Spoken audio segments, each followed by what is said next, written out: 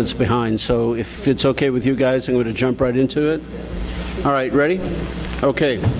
Good evening. This is October 10th, 2017, special board meeting and committee of the whole of District 64 Board of Education. Tom, please take the roll. Eastman? Here. Mark Eggerman? Here. Rick Biaggi? Here. That would be Tony Borelli. I'm here. Here. Mr. Riles? Here. And Mr. Sanchez. Who is that? Who will not be here. As always, the president remarks will be prior to starting the regular or special meeting. Therefore, we head right into our agenda. And the first item up tonight is a motion to go into closed session regarding the legalese 5 Illinois compiled statute 122C10, or also known as action against or affecting students, and 5 Illinois compiled statute 122C11, litigation against the district. The board has been apprised of the particulars found in the superintendent memorandum accompanying our packets, specifically regarding the student issue, which cannot be disclosed in public. I've made the motion. I'll need a second to go into closed. Second. We'll need a voice vote, and starting with Eastman. Yes. Yes. Yes. Yes. Yes. Yes. All right, we go into closed. The board is back from discussion of student issues and potential litigation over a charge of discrimination. Wow. Per 5 Illinois compiled statute 122C10, 5 Illinois compiled statute 122C11, respectively. Some housekeeping prior to starting our meeting. Next meeting of the board will be a regular meeting at Franklin School on October 23rd with a full schedule. Please check your board packets for the start time, as it may vary. The next negotiating meeting for the SSC will be on October 12th at 5 p.m. It's our hope that we'll be able to finalize the negotiations, but more work may be needed to be done. The Fall North Cook Division meeting will occur on Wednesday, October 18th. Any board members who desire to attend, please contact Madeline Soul. An event hosted in part by the Park Ridge League of Women Voters was a forum entitled Demystifying School Finance, State and Local, held on September 28th, in which districts 64 and 207 participated in, and co-led by our own Luann Kolstad. At this forum, a considerable amount of information on the current system and expected changes to the levy process and taxation for school districts in the state of Illinois was given. Those who were unable to be there in person, you may find a video of the program on the district website. If you look on the lower right-hand side, you'll find it there.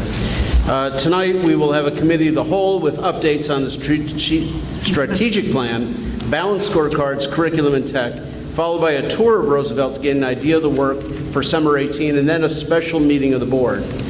As we start our committee of the whole, let's take a quick update on attendance to start. Eastman? Here. Mark? Here. Rick? Here. Tony Borelli's here. Here. Tom? And Larry. Touche. Great, I got you back. Okay, so we will start the committee of the whole. So, Dr. Hines. Great. This evening I will walk the board through our 2020 Vision Strategic Plan, and I'm going to give you what I would say is a 30,000-foot vantage point. The plan is focused not only on where we expect or want to be within 5 years or by 2020, but it also provides a clear picture as to how we will achieve the rigorous goals that we set out to achieve 3 years ago. It's hard to believe, but we are in year 3 of that plan. District 64 2020 Vision provides the Board of Ed, the administration, both professional and support staff, and over an extended period of time, how best to organize our expertise, develop systems across the district, and allocate resources to achieve the district's mission and goals outlined within the plan. I think it's important for the board, especially because there are 4 new members, to note that this plan was developed collaboratively with approximately 40 diverse members of the Strategic Planning Steering Committee. Staff, parents, board, and community members represented various stakeholder groups while we move through the development process. This document, at the time, and continues to be our roadmap, and it will guide all improvement efforts that we undergo. Lori, if you could go to the slide that says setting the stage for strategic planning. I think I went too far. Back a few? I was just Yep. opening mine. That's okay. So after a long weekend, we're all getting up to speed still. Before we delve into the nuts and bolts of the 2020 vision, mission, and strategic objectives, I'd like to provide a background into the data sources that were used to help craft areas of focus within this plan. When I transitioned into the district about 4 years ago now, I spent about 7 months here listening and learning, conducting various listening sessions with parents, with students, with teachers, with administrators, members of the board, PTA&O presidents, and I did a lot of listening. I wanted to learn about the past and kind of honor where the district had been. But a variety of things were then done so we could really use the information gathered to plan for the future. So we, within my first year, conducted an audit with the Consortium for Educational Change, also known as the CEC. They worked to conduct a district system overview assessment that focused in 3 key areas of learning, collaboration, and results. The administrative team had to put together a wealth of information for the CEC to read and dive into before they came into the district. They then spent several days here. They spoke to over 1,000 people, both live and via surveys, to seek input in those 3 areas. And then they measured our performance against the Malcolm Baldrige Quality Excellence criteria, as well as a PLC criteria or framework. And that stands for the Professional Learning Community work, largely done in school systems. We also collected data from that comprehensive master facility and health life safety plan that was conducted that this board has heard so much about since being formed as our new board in May.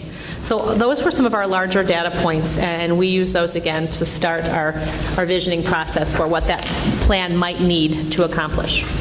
So in terms of commitment to strategic planning, when I came to the district, and most of you don't know this because you weren't the board that hired me, I came with a rich background in Six Sigma training, Total Quality Management or TQM training. I was a Lincoln examiner, and I worked in a district that received the Malcolm Baldrige Award for School Education. It's a very prestigious award to receive at any level, but it's certainly elusive for school systems.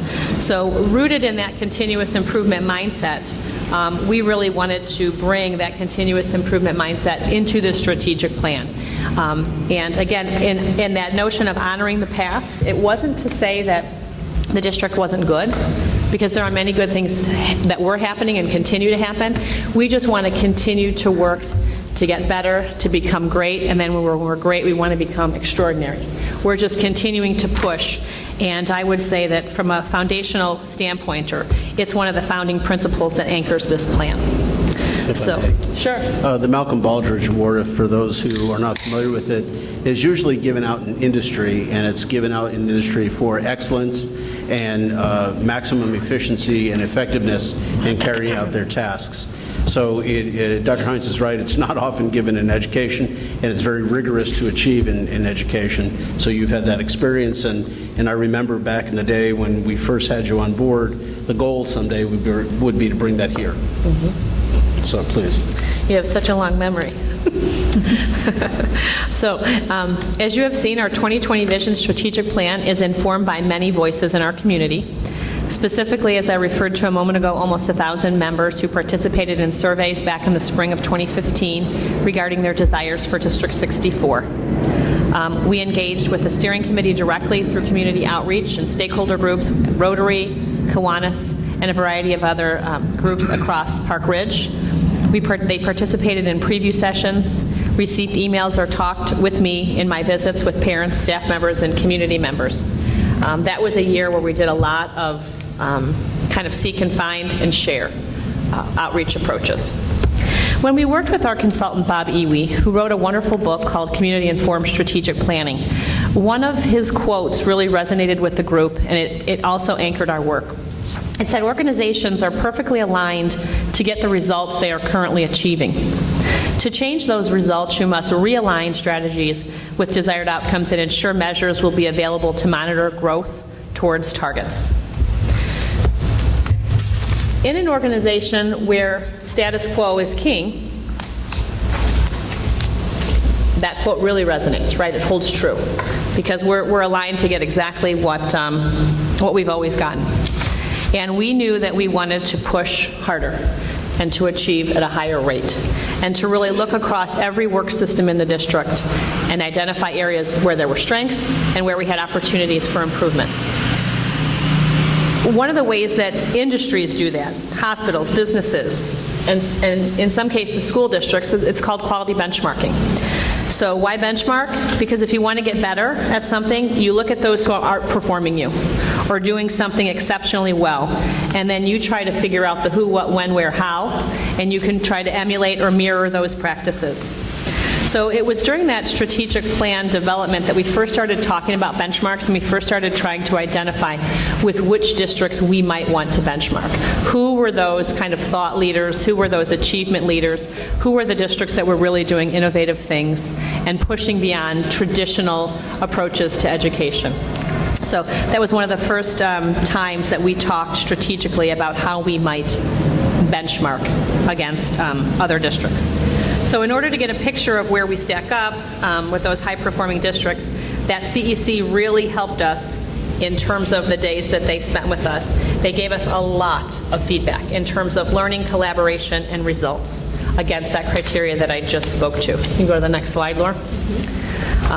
One such criteria that was a critical area of focus for the district to run more smoothly, they talked about we wanted to become something other than systems of schools. So one of the things that we quickly realized was when you benchmark districts that are doing very well, they have a system of schools versus, they have a school system versus system of schools. And when I got to the district, we had great things happening at our 8 schools, but they were very siloed. Things were not systematically done. Entrance and exit criteria were different. Assessments might have been different. Pacing guides didn't exist. So we knew that one of the big things that we wanted to set out to do over the course of a 5-year period was to standardize really every aspect of District 64. And when we come out of that 2020 strategic vision and invite the CEC back to take a look at us now, that's what we're calling, and to run us through that same gauntlet, I'm very anxious to see if we have achieved this goal, as well as some of the others that they suggested that we focus on. So the CEC report is on the website. As a result of the CEC report, I did a series of podcasts to report those results, and those links were sent out to all District 64 families. They were posted on our website, and they were made at the, and as a result are available to anybody in the community that wants to see how that process unfolded. But I think it's important for this new board to know just how much went into the development of this strategic plan. We spent about a year, almost a year, collecting data before we started to write the plan. So it was very thoughtfully done, and it is a very rich and sometimes dauntingly heavy plan to move forward. Mission, vision, and guiding philosophy. The strategic plan is built around 3 foundational concepts: our mission, the vision to help us fulfill it, and the philosophy that guides our efforts to achieve these outcomes. You can advance. The mission statement focuses the district staff and the community on the most essential outcomes that we hope to achieve. So through a number of strategic planning committee steering meetings, we talked about our belief statements, and these were rich conversations. We didn't always all see eye to eye, but at the end of the day, we reached consensus on a statement that we believe resonates with all stakeholders, or should resonate with all stakeholders, and will really stand the test of time. 1 year, 5 years, 10 years, 20 years from now, I could very much see this mission statement still being very applicable. And it is to inspire every child to discover, learn, achieve, and care. And if you notice on the back side of your name tag, a number of years ago, we added these to the board's name placards to remind us, because sometimes we get so pigeonholed in just finance or just facilities or kind of 1 or 2 key issues, that we're about a lot more than any one single topic, that we're about those 4 big ideas. So I'm going to spend a few minutes taking you through each of the 4. Discover. In conjunction with the mission, the vision is a broad and general description of what we want to achieve. Discover has to do with us referring to helping all children, and all in this case does mean all, discover their strengths and opportunities for improvement, and learn to set goals to help those opportunities for improvement become strengths. So we are really helping children in a variety of ways discover their potential, and we're doing that through personal and excellence and the demonstration of caring within the classroom.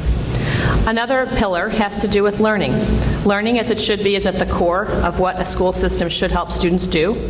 The vision statement notes that students thrive in a rich, rigorous, and innovative curriculum developed by highly qualified teachers, making learning engaging and differentiated to meet learners where they are and move them forward along a learning curriculum, a learning continuum. And obviously, as a school system, learning is at the center of what we do. And we have to remember that it needs to stay there through all board agendas and topics. It should be about the learner, and we remind ourselves of that as an administrative team on a regular basis, and I know our schools do the same. Achieve. To be a district that achieves, the vision states, each student learns and grows in a safe and nurturing environment. We monitor growth and use data to determine how best to reach each learner and help them achieve their personal best. Keeping in mind that learners come in different shapes and sizes, this is challenging work for teachers and students. We're not working with widgets, we're working with humans. So it makes this work uniquely challenging and rewarding as a result. Caring. Finally, as we consider the word care from our mission, the vision offers this description. In collaboration with students, parents, teachers, and the community, District 64 provides opportunities for each learner to investigate, be successful, demonstrate resilience, and become inspired and empowered as they contribute to our global society. We are beyond just core academics, and as you know, we've talked to you about the launching of a standard SEL, or social emotional learning curriculum, that will run in tandem with or in conjunction with our core academics and our electives. So those are a few of the ways that we're teaching kids to care. The guiding philosophy I've spoken about briefly, but it really has to do with our commitment to continuous improvement. It's that overarching component that anchors our work. We're pushing through what has always been. This is the way we've always done it. We're fighting that phraseology, and we're really looking to determine that we're doing things the very best way that they should be done. We're looking at best practices, we're looking at research, we're looking at how benchmark districts who may be out achieving us are continuing to improve their practices. The work of Jim Collins, for any of you, if you haven't read it, he wrote a great book called From Good to Great, and it really is what we're about as a district. We want to continue to get better. This is a challenging mindset, but one we believe worth steadfastly striving to achieve, and it hasn't always been easy, because this is a district of great tradition and great pride, and sometimes that tradition is your own worst enemy, because it keeps you doing what you've always done for the reasons that you've always done it, even though research and current practices might propose something different. So it's a constant juggling act to make sure that we're valuing those that have worked here for a long time and have done a lot of great work, but we're pushing them to do things differently. And I would say this administrative team, when hired one by one, all reflected a mindset of continuous improvement. It's part of the reason they were hired.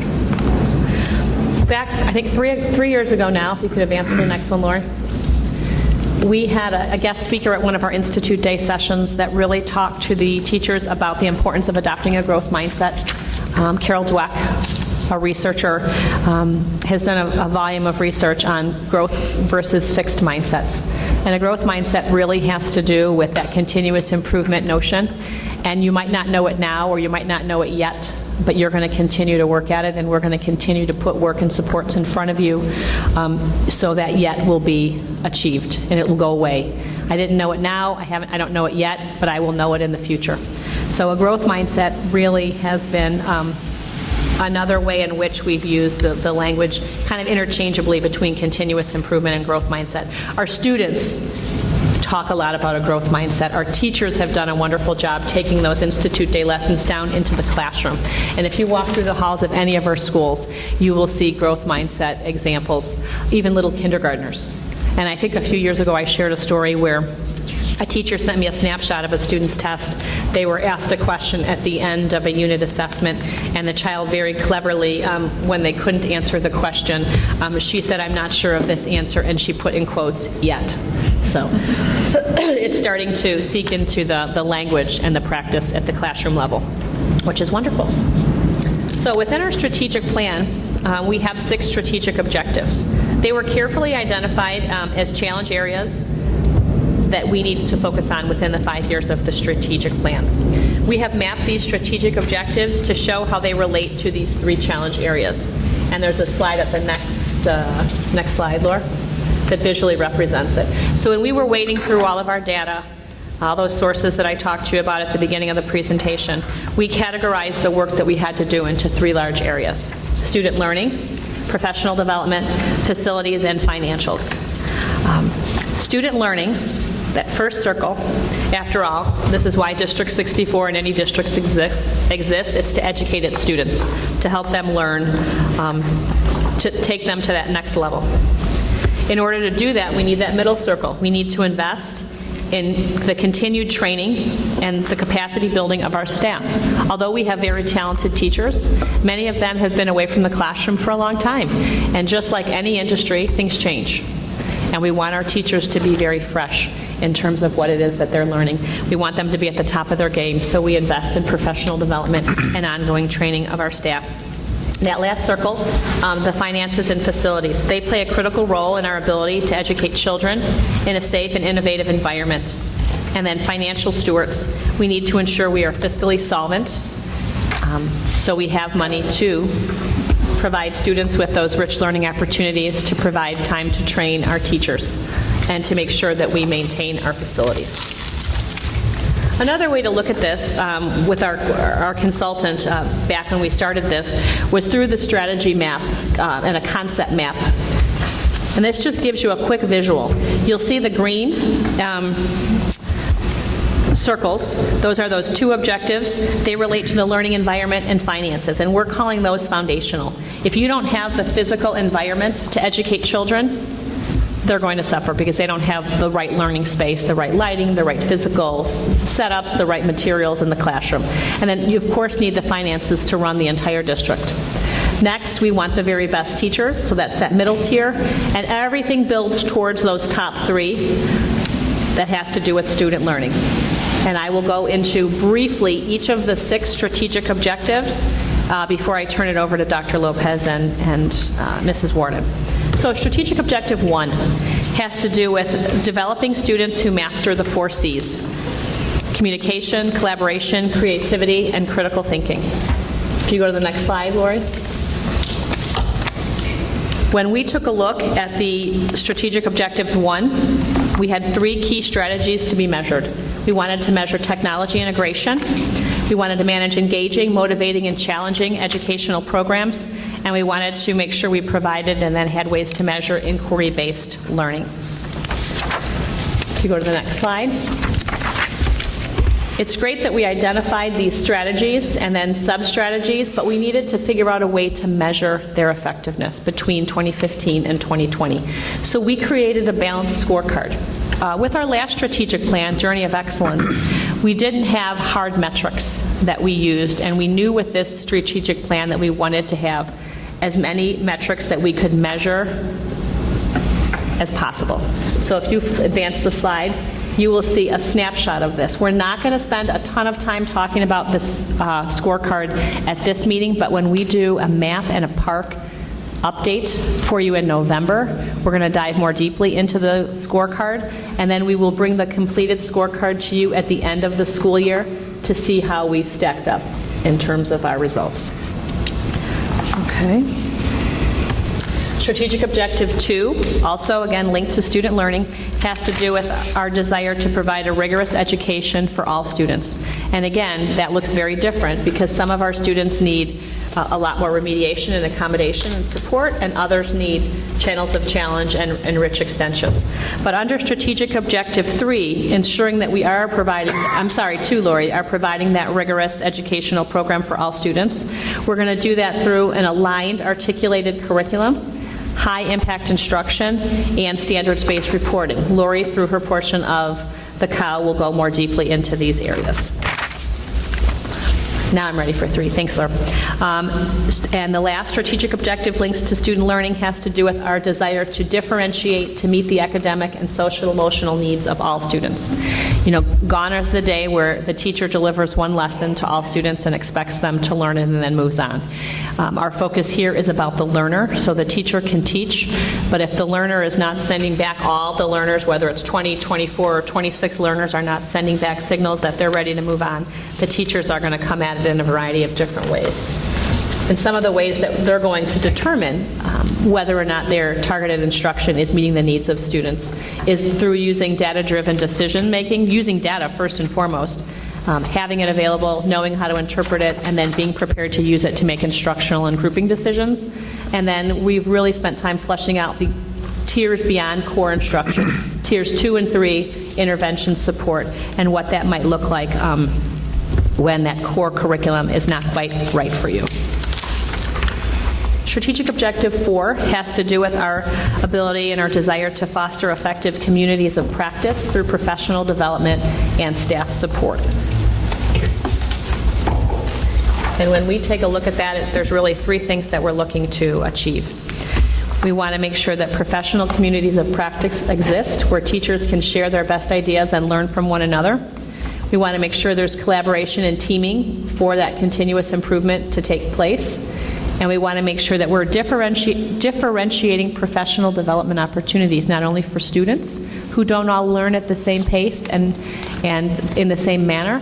We know that our teachers need differentiated professional development opportunities, so we provide a wide array of offerings that we will talk more deeply about in a few minutes. Strategies 5 and 6 we've spent so much time talking about, but just again for the new board's sake, Strategic Objective 5 has to do with our desire to provide safe and secure learning spaces to support 21st century learners across the district. And that will look, we will look at 3 areas, and we have been looking at these areas really pretty closely. That master facility plan, the life safety and universal access components within the master facility plan, and that environmental health. Having to look at our facilities and their ability to meet the needs of today's learners. Lastly, that Strategic Objective 6 is important, certainly to the school district and to the larger community, because we are committed to maintaining fiscal responsibility that reflects a commitment to student learning and a rich variety of programs and services. So there are 6 ways that we kind of track Strategic Objective 6. We're constantly monitoring our financial stewardship, and you saw that through the tentative budget to the adopted budget process. The finance priority projects and that work and that we are doing so tirelessly with Studio GC to make sure we really understand what our priority projects are and what they're going to cost to complete, and then how we are going to fund them. Planning for future challenges, that's one of the things you talked about with the League of Women's Voters, and we are going to bring that presentation to the next board meeting, so all members of the board are up to speed in terms of some of the challenges that we are facing as a result of that new legislation. We monitor that fund balance policy, and we certainly make sure that we have at least 120 days worth of operating cash available to us. The finance priority programs, and the parent and community education, in which we've had 1 session so far this year. I'm not sure if this board, if you go to the next slide, has had a chance to show you the District 64 dashboard, and perhaps we can do a walkthrough in November when we look at the scorecard. But a number of years ago, we had a variety of board members that wanted something that was a little more flexible in terms of what it could report. So this is a screenshot of what that financial dashboard looks like. It is on our website, and it is one way that we think it's an easy to digest format for everybody to follow in terms of our revenues and our expenditures and how our reserves are. You might as well give them credit. Pardon? You might as well give Dan credit. Oh, this was a Dan Collins. That's right. Dan Collins. It was something that he really worked hard to get finished in year 1 of my tenure. So before I turn things over to Dr. Lopez and Mrs. Warden, I think recalling and sharing a quote from our time here with the CEC that I think really reflects the strategic plan. If you don't know where you're heading, any road will get you there. So our strategic plan over the course of 5 years is our roadmap. It really is focusing our efforts because there's always so many things we could do, we should do. We've identified the top priorities for this district moving forward over a 5-year period across those 6 strategic objectives. It's not to say other little things haven't popped on the to-do list, like a comprehensive safety and security plan or going out to bid for hot lunch. But really, we want to remain very focused on the 5-year calendar that we've put together to get this strategic plan, fully implemented. I feel very confident, and I think the team does as well, that this 2020 vision plan will allow us the opportunity to move District 64 successfully into the future, and hopefully we will become a school district that others are benchmarking us as a result of. So that is a large overview of the plan, and I'm going to turn it over to Dr. Lopez and Mrs. Warden for another presentation to take you even deeper into what it is that we're focused on. While they're transitioning, any questions? I'll just make a comment. I used to have 2 signs hanging in my office, and I used to teach Six Sigma, Oh, nice. and before that it was called PWIC. But the first sign said, "The most dangerous failure of any organization is to become satisfied." And the next one was, "Becoming institutional kills successful organizations." So that's 2 things we never want to see in District 64. We never want to be satisfied with where we are. We never want to become institutional, because we don't want to do things the way they did it in 1940. Yep. I agree. Thank you. Thanks, Larry. Thank you, Dr. Hines, and thank you to the board for the opportunity to address updates to the strategic plan as they relate to technology and to student learning. So as you heard Dr. Hines just go over our strategic plan, we are going to really do a deep dive into strategic objective 1, mastering the 4 C's, strategic objective 2, the rigorous curriculum, strategic objective 3, differentiation and social emotional learning, and strategic objective number 4, all of that supporting professional learning and growth. We're going to explain tonight and give you hopefully a really rich picture of the work and energy that we've been doing over the last year in these 4 areas. As we discussed with new board members during new board member orientation, there are really 3 key themes that you'll hear throughout the life of this strategic plan. And those 3 themes are that effective teachers select the strategies that cause the greatest learning, that effective school districts measure both status and growth, and that effective teams have access to everyone's best ideas. So the first theme of our strategic plan is really connected to effective teaching. And it's about teachers selecting the strategies that cause the greatest student achievement. So in 2008, a researcher named John Hattie did something that was really groundbreaking in the field of education. He conducted a meta-analysis of over 15 years of educational research. And he was looking at the impact that different variables have on student learning. And what his big aha was is that almost everything causes learning. And that's the greatest challenge that teachers face. We have too many choices in the classroom about how to cause learning. But what he did note is that there are some strategies that are more effective than other strategies. And those strategies that cause the most learning, Hattie proposed, are the ones that we should be introducing and using in schools. And sometimes in education, that body of research or those strategies are called high-impact instruction. And you can see throughout our strategic plan, we refer to high-impact instructional strategies pretty consistently. But high-impact strategies are associated with improving the rate of learning by about 50%, or by about 2 to 3 years. So when we're planning for professional development in the district, we've focused on high-impact strategies.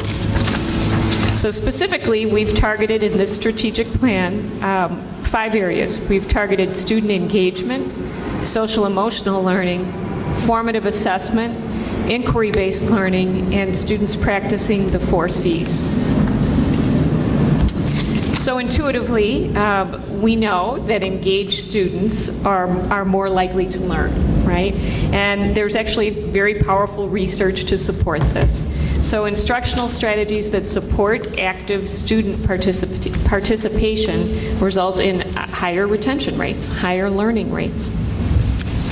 So in September, we actually had a consultant from Marzano Research Lab come out and work with our teacher leaders from our quality improvement teams at our buildings, with our instructional technology coaches, and with our curriculum specialists. And the consultant conducted a workshop for us that was based on the book called The Highly Engaged Classroom. And the premise of the workshop was that effective classrooms elicit positive responses from students around 4 questions that are related to engagement. So a positive response to the first 2 questions, how do I feel and am I interested, means a teacher really has a student's attention. And a positive response to questions 3 and 4, is this important and can I do this, means students are really engaged in the lesson.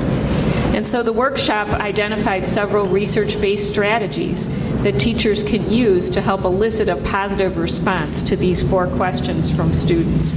So our QIT members have taken this research back to their schools, and our curriculum specialists and technology coaches are coaching around these strategies in their schools.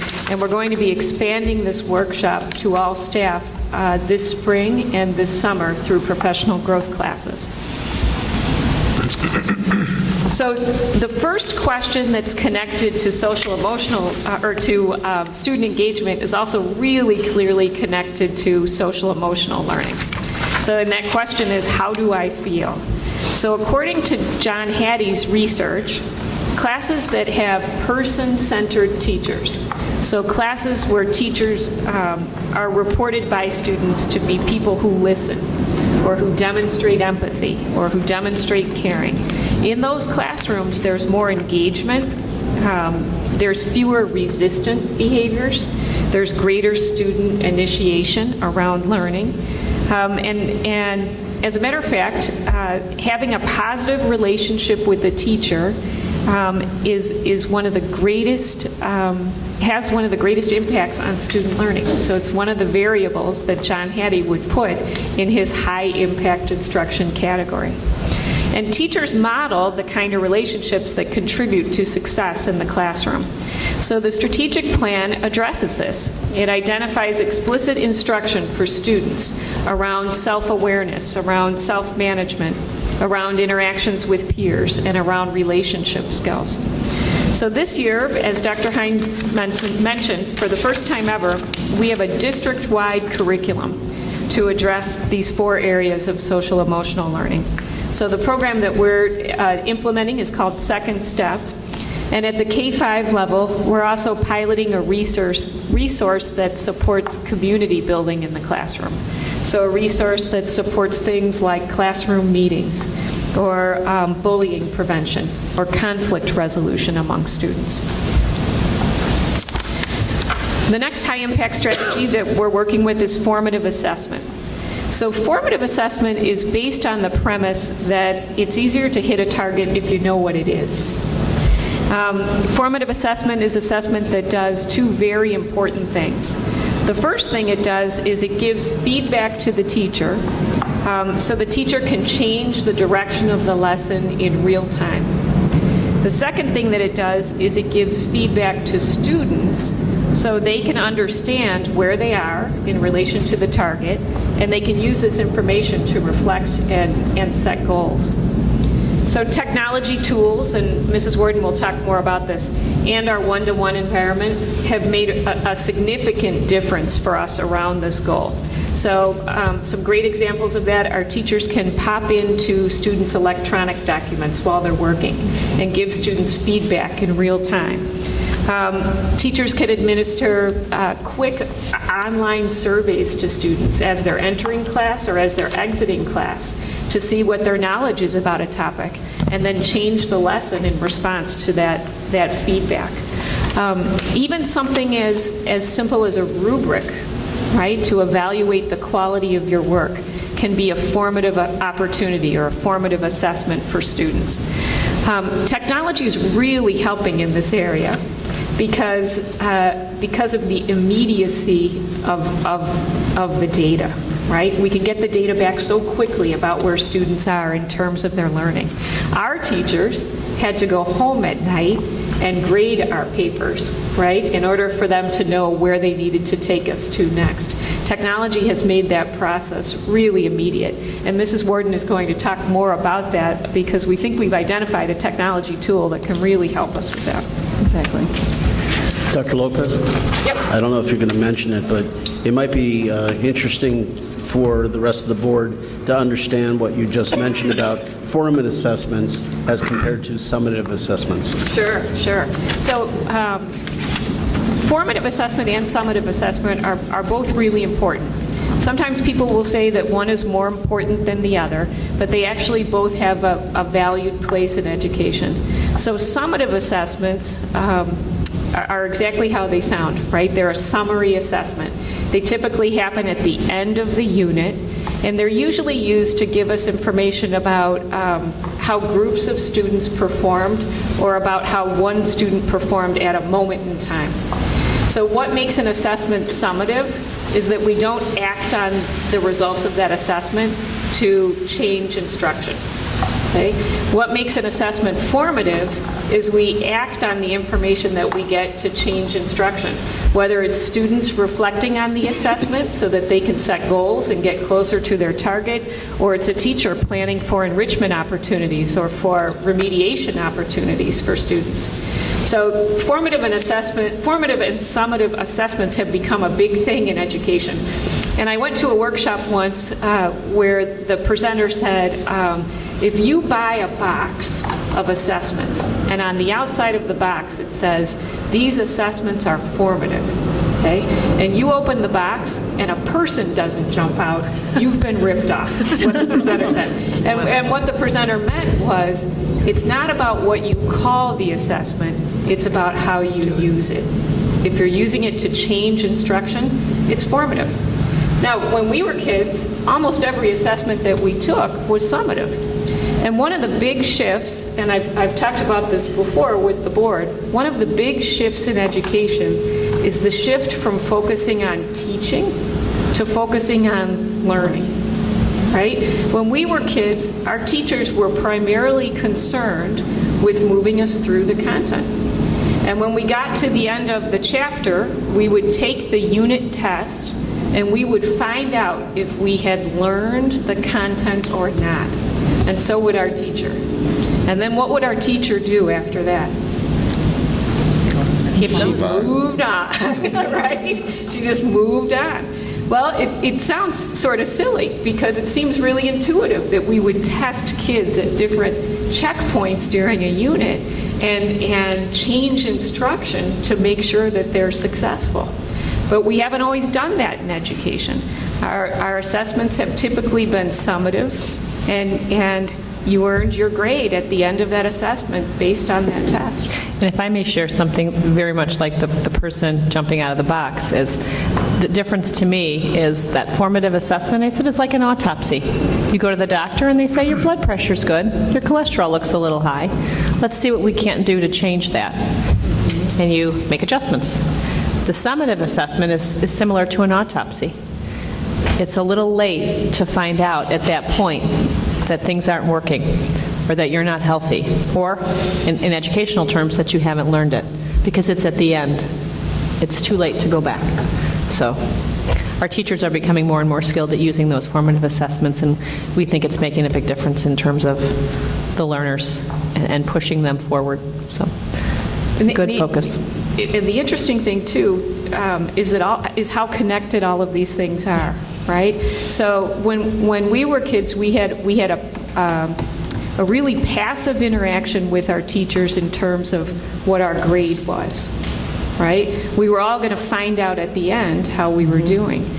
Part of formative assessment is a higher level of student engagement in the learning process. Because if you're finding out all along how close you are to the target, your teacher's giving you feedback and you're sharing feedback with your teacher, your investment as a learner looks different. So you're much more engaged. So then you sort of tap into that student engagement research through formative assessment as well. Okay. So just one comment. So in a nutshell, when I hear that, I think formative assessment can be summarized in one word: differentiation. And that's really at the forefront since Dr. Heinz has gotten here of what we've been trying to push forward. And I know that that's not a word that was bantered about much prior to that. The other thing, too, is I think you're selling yourself a little short, only because summative assessments are used to make changes. And so you know, you might want to describe that to everybody, how you take the findings of summative assessments and make curriculum changes. So Sure. please. At the summative level, and you're right, Dr. Borelli, it's difficult to make, if you're using an assessment as a summative assessment for an individual, we don't typically make changes in instruction. But there are assessments that are summative assessments that we use to make systems level changes. So our MAP assessment, for example, we can use it both ways. We can use it formatively and summatively.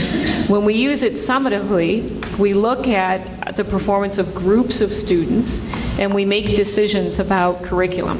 Sometimes what we identify from our MAP assessment is that we have a weak area in our curriculum that we need more resources to support.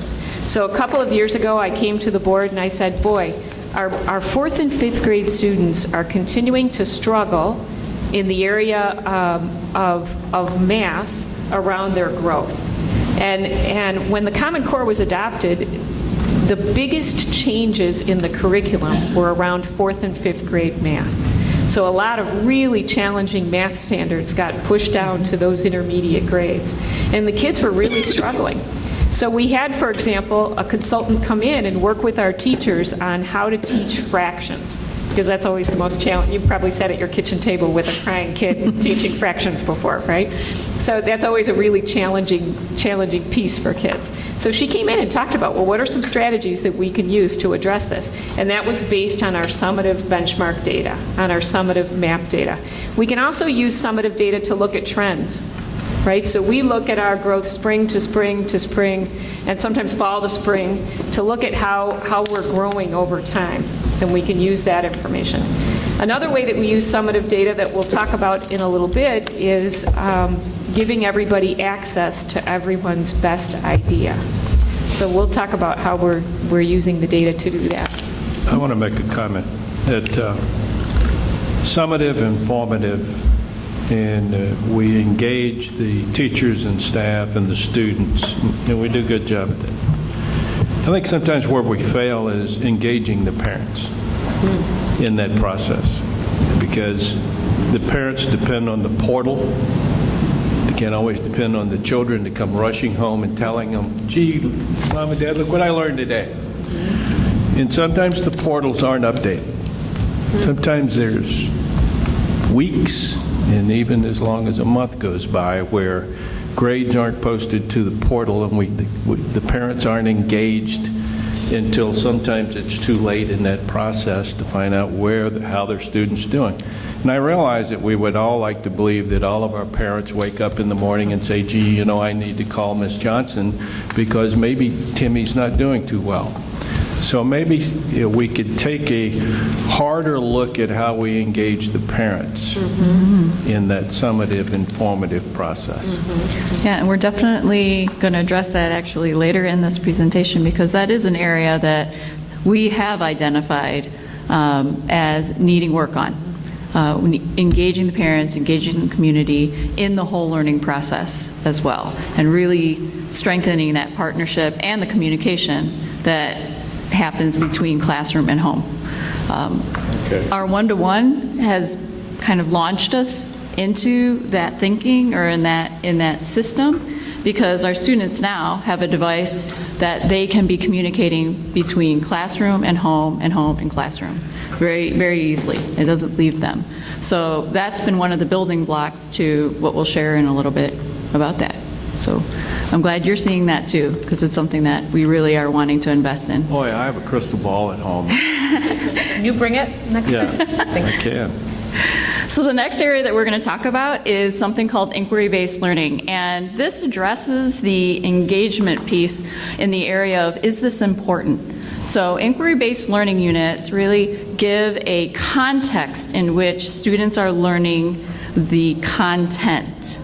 And it enables students to be able to be highly engaged and highly productive in that whole idea about solving real world problems and understanding their world and how all of this fits into what they would be doing or preparing themselves for in the future. So instead of just learning about the physics of air, like in a textbook or in reading books about it, what students would be challenged to do is to design the fastest airplane they can design based on 3 constraints in specified materials, and then using applied math concepts to be able to build those planes.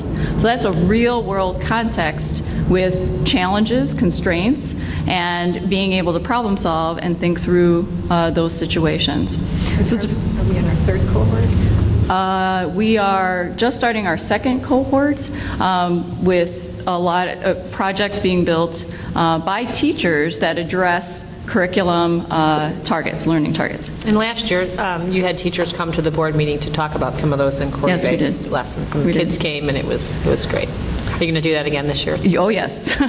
We're continuing that work, and in the strategic plan, our objective is to have inquiry-based learning units at every grade level that teachers have tested and piloted and can work into how they do things in their classroom. So really, it centers around, what we know about what makes successful organizations, what makes successful companies, is being able to engage human beings in that whole exercise of being able to take new information or information that's new to you and being able to then solve unstructured problems. Because really, that's what our economy is going to be asking our workforce to be doing. Like, they need those skills to be able to really be habits of mind, come naturally and be like, this is the way I work. Being able to take these unstructured problems and solve them. So that's what our goal is, to help students to be successful in handling this increasing accelerated material in high school and to be ready for college and careers that very well may not exist today even. And it's these trend lines that we want to approach. So Mastering the 4 C's addresses the engagement model in, can I do this? So being able to give students skills in communicating, collaborating, in critical thinking, and in being creative. And it is really, I look at you, Dr. Borelli, but it's similar to that model, or even Mr. Biaggi, like, as you were learning to become a lawyer, as you were learning to become a doctor, it's these 4 skills that are embedded in inquiry-based type of situations where you're presented with a problem, you have a bunch of folks in the room thinking along those lines and pulling together all of your best ideas and best thoughts about it, and really then coming to a common understanding, or even solving an issue. And bringing that into our classrooms and using that as our thinking labs, if you will, for our students, and giving as much opportunity for our students to be able to be doing this, tackling the content and practicing these 4 skills. And we feel this is what's going to best propel them into success in their future. So really, it is looking at those 4 C's and putting a lot of work and energy into creating that kind of environment, learning environment in the classrooms. So we have 4th grade classrooms participating in global read-alouds and collaborating around ideas with other classrooms across the nation and across the globe as they all read the same book together. So communicating those ideas. Students in the first grade collaborating with experts in the polar Arctic as they observe polar bears in their habitat elements and figuring out, well, how do we preserve their habitats? And talking with actual researchers about how what that looks like. First graders doing that. We have students we have our new K-5 science curriculum, TCI, that presents a lot of hands-on opportunities for students to make observations, connect ideas together, and deeply understand concepts, and then apply those to different scenarios, that whole idea of critical thinking through things. And then to be creative. This past year, we had sixth graders redesign the classroom, much like architects, and make recommendations about how classrooms should be that would create the biggest impact in their learning. And in fact, then present them to architects that we had last year. So that was a lot of fun. So building a lot of those learning opportunities for students in the midst of their learning day. Another key theme that we're going to focus on is that effective districts measure status and growth. So we've talked about this as a board before as well, that status tells us where we are in relation to a target. So status tells us, are we proficient or not, right? Growth tells us how we're progressing over time. And measuring growth is especially important for high-achieving districts who've already sort of surpassed the target, right? We still want to continue to grow even if we've hit the proficiency target. But it's also important for struggling students who may be so far below the target that they may not hit that target within a year's time. We still want to measure their progress toward the target. When we think about status and growth, we typically think about our performance on standardized assessments. And we're going to talk, as Dr. Hines said, extensively about that at our November board meeting. So I'll be providing the board with an in-depth presentation and also presenting our Illinois School Report Card in November.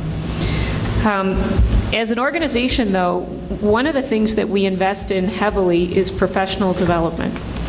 And our goal is to support teachers, as we said, with learning the strategies that cause the greatest learning, or our high-impact strategies. But one of the things that's important to us as an organization is measuring how deeply we're implementing the professional development that we're providing. So we want to hold ourselves accountable for that professional development. And so the model that we're using for doing that is called a learning walk and talk. And in a learning walk and talk, teachers and administrators take turns visiting classrooms multiple times, and they collect data. And they collect that data by observing what's happening in the setting or by talking to students. And then we typically collect a baseline score, and then we offer the professional development opportunities, and then we continue to visit classrooms and measure how deeply that professional development is embedded in our practice. So we taught it, is it showing up in classrooms, is the question that we're asking. So to date, we've conducted learning walks and talks around formative assessment. So we ask students, what's your learning target? What are you learning about, right? Because we know that the premise of formative assessment is that you're more likely to hit a target if you know what it is. So when we ask kids, what's your goal? What's your learning target? And then we ask kids a really critical follow-up question to that. How will you know if you've mastered that?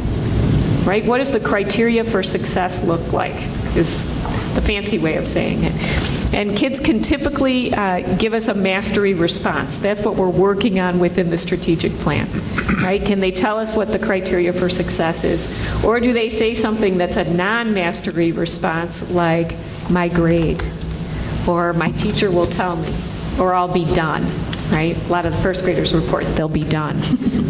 So we're working on that mastery response. And then in last spring, we collected some baseline data around student engagement.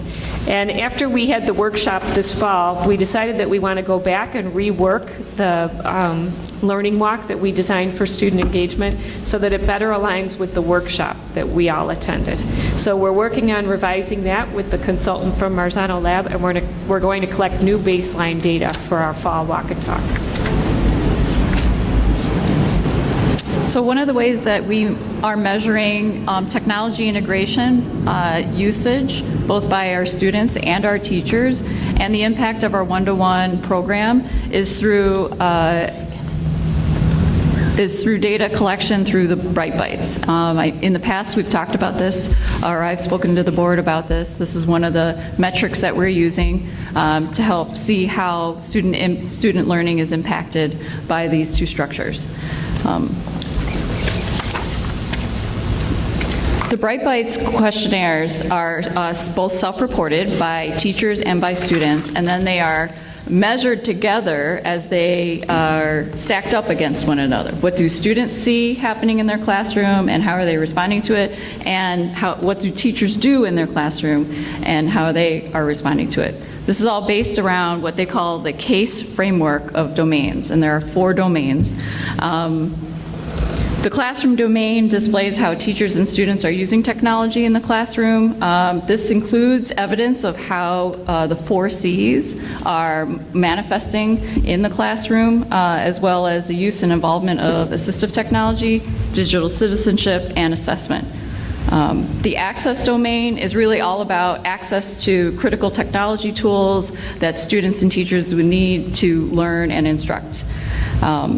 The skills domain communicates whether teachers and students have the foundational skills needed to navigate through their devices, how they can operate as digital citizens, downloading and performing other essential tasks, and leveraging online environments for their goals, their learning targets. The environment domain describes the actual infrastructure, the beliefs that we have about technology integration and how that helps learning, and our commitment to implementing the technology program throughout the district and how we're supporting it. So these are the 4 domains. Yearly, I share what our spring to spring data comparisons are, and I'm really happy to report that we are progressing along really, really nicely in terms of moving our maturity level in technology integration across our classrooms. If you notice, we're at a 1098 right now based on our spring data collection, and we're 2 points away from really achieving an advanced maturity. Right now we're still proficient. But over the last 3 years, we've really been dialing in on seeing these different domains grow, especially in the classroom domain and in the environment domain. So in the classroom domain, we can see we finally have hit a pretty strong stride in integrating the 4 C's, in implementing assistive technologies, in really bringing across a strong digital citizenship curriculum into the learning culture, into the classroom, as well as using formative assessments in the classroom to affect learning. So we've really done a lot of work in that classroom domain and are really progressing nicely.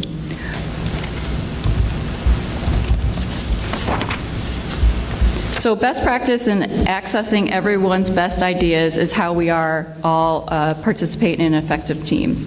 When teachers are able to assess students using local common assessments, everyone's able to gauge student progress towards learning goals, as we have discussed. So one of the things we've talked about at the board table are common assessments. And common assessments are assessments that are administered across a grade level for a particular unit of study. So they're typically written by teaching teams based on what teams believe are the expectations for their students in that unit.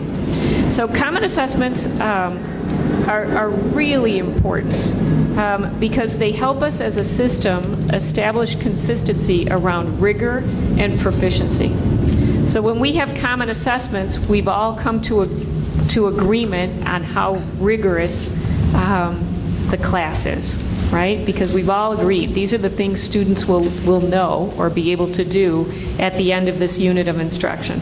There are common assessments, I understand within a building that they would be common, but they're also common from building to building? These are common from building to building. So we've identified, for example, right now we're doing a really big project in K-8 math. This was where we started, was with common assessments in the area of math. And so our 3rd grade level team has designed for example, assessments at the end of each math unit that they're working on. actually based on the standards. Okay, so theoretically, then it doesn't matter which school they attend, they're receiving the same compensation. Exactly. That's what we talked about that system of schools versus the school system. We're standardizing that, so offerings are the same, those assessments are the same, the criteria for excellence and knowing we've hit proficiency are all the same across all of our schools. So one of the example that we've given at the board table is that in college, you may have identified a class that you wanted to take based on how stringently or not stringently the teacher graded the assessments for that class, right? So there was Econ 101, there were 5 sections, and you may have talked to your friends about which class you wanted to take, depending on what you were looking for out of that class. The rigor of a class really shouldn't be dependent on who's teaching the class, right? The rigor of the class should be based on the curriculum. And whether or not you've mastered the learning targets in that class shouldn't be based on how that teacher grades. In a school system, it should be based on the agreement that we all have about what proficiency means. And that's what a common assessment can do for you. So before writing common assessments, we had some work to do. We had to do some curriculum mapping, which helped us identify what it was that we wanted to teach in each class. And then we had to do some design of pacing guides. Dr. Hines mentioned this in her presentation. And the pacing guides told us when we wanted to teach these things. There were some subject areas where in District 64, when we started this project, where if the teacher moved away, the curriculum moved away, right? Because we didn't have it written down. It wasn't a shared document. And there were some circumstances where students had experience with a different curriculum. They were learning different topics from other students just based on who their teacher was. And so we knew we wanted to have a district-wide curriculum. So I had mentioned that we're working on a big project in Common Assessment Design, K-8 in math. Okay. And most of our encore classes, so PE, art, music, foreign language, and instrumental music, have completed or are finalizing their common assessments. And we're going to pilot some common assessments in K-8 reading this year and in middle school writing. And we've also designed some solid common assessments in social studies at the middle school level. So now we have the technology to make these common assessments much more accessible and useful. And a lot of these systems are really hitting the market right now in education. I think it was a big struggle before to have to data mine and do all that work, which would really pull us away from other work that we would really want to concentrate on, namely like instructional kinds of things.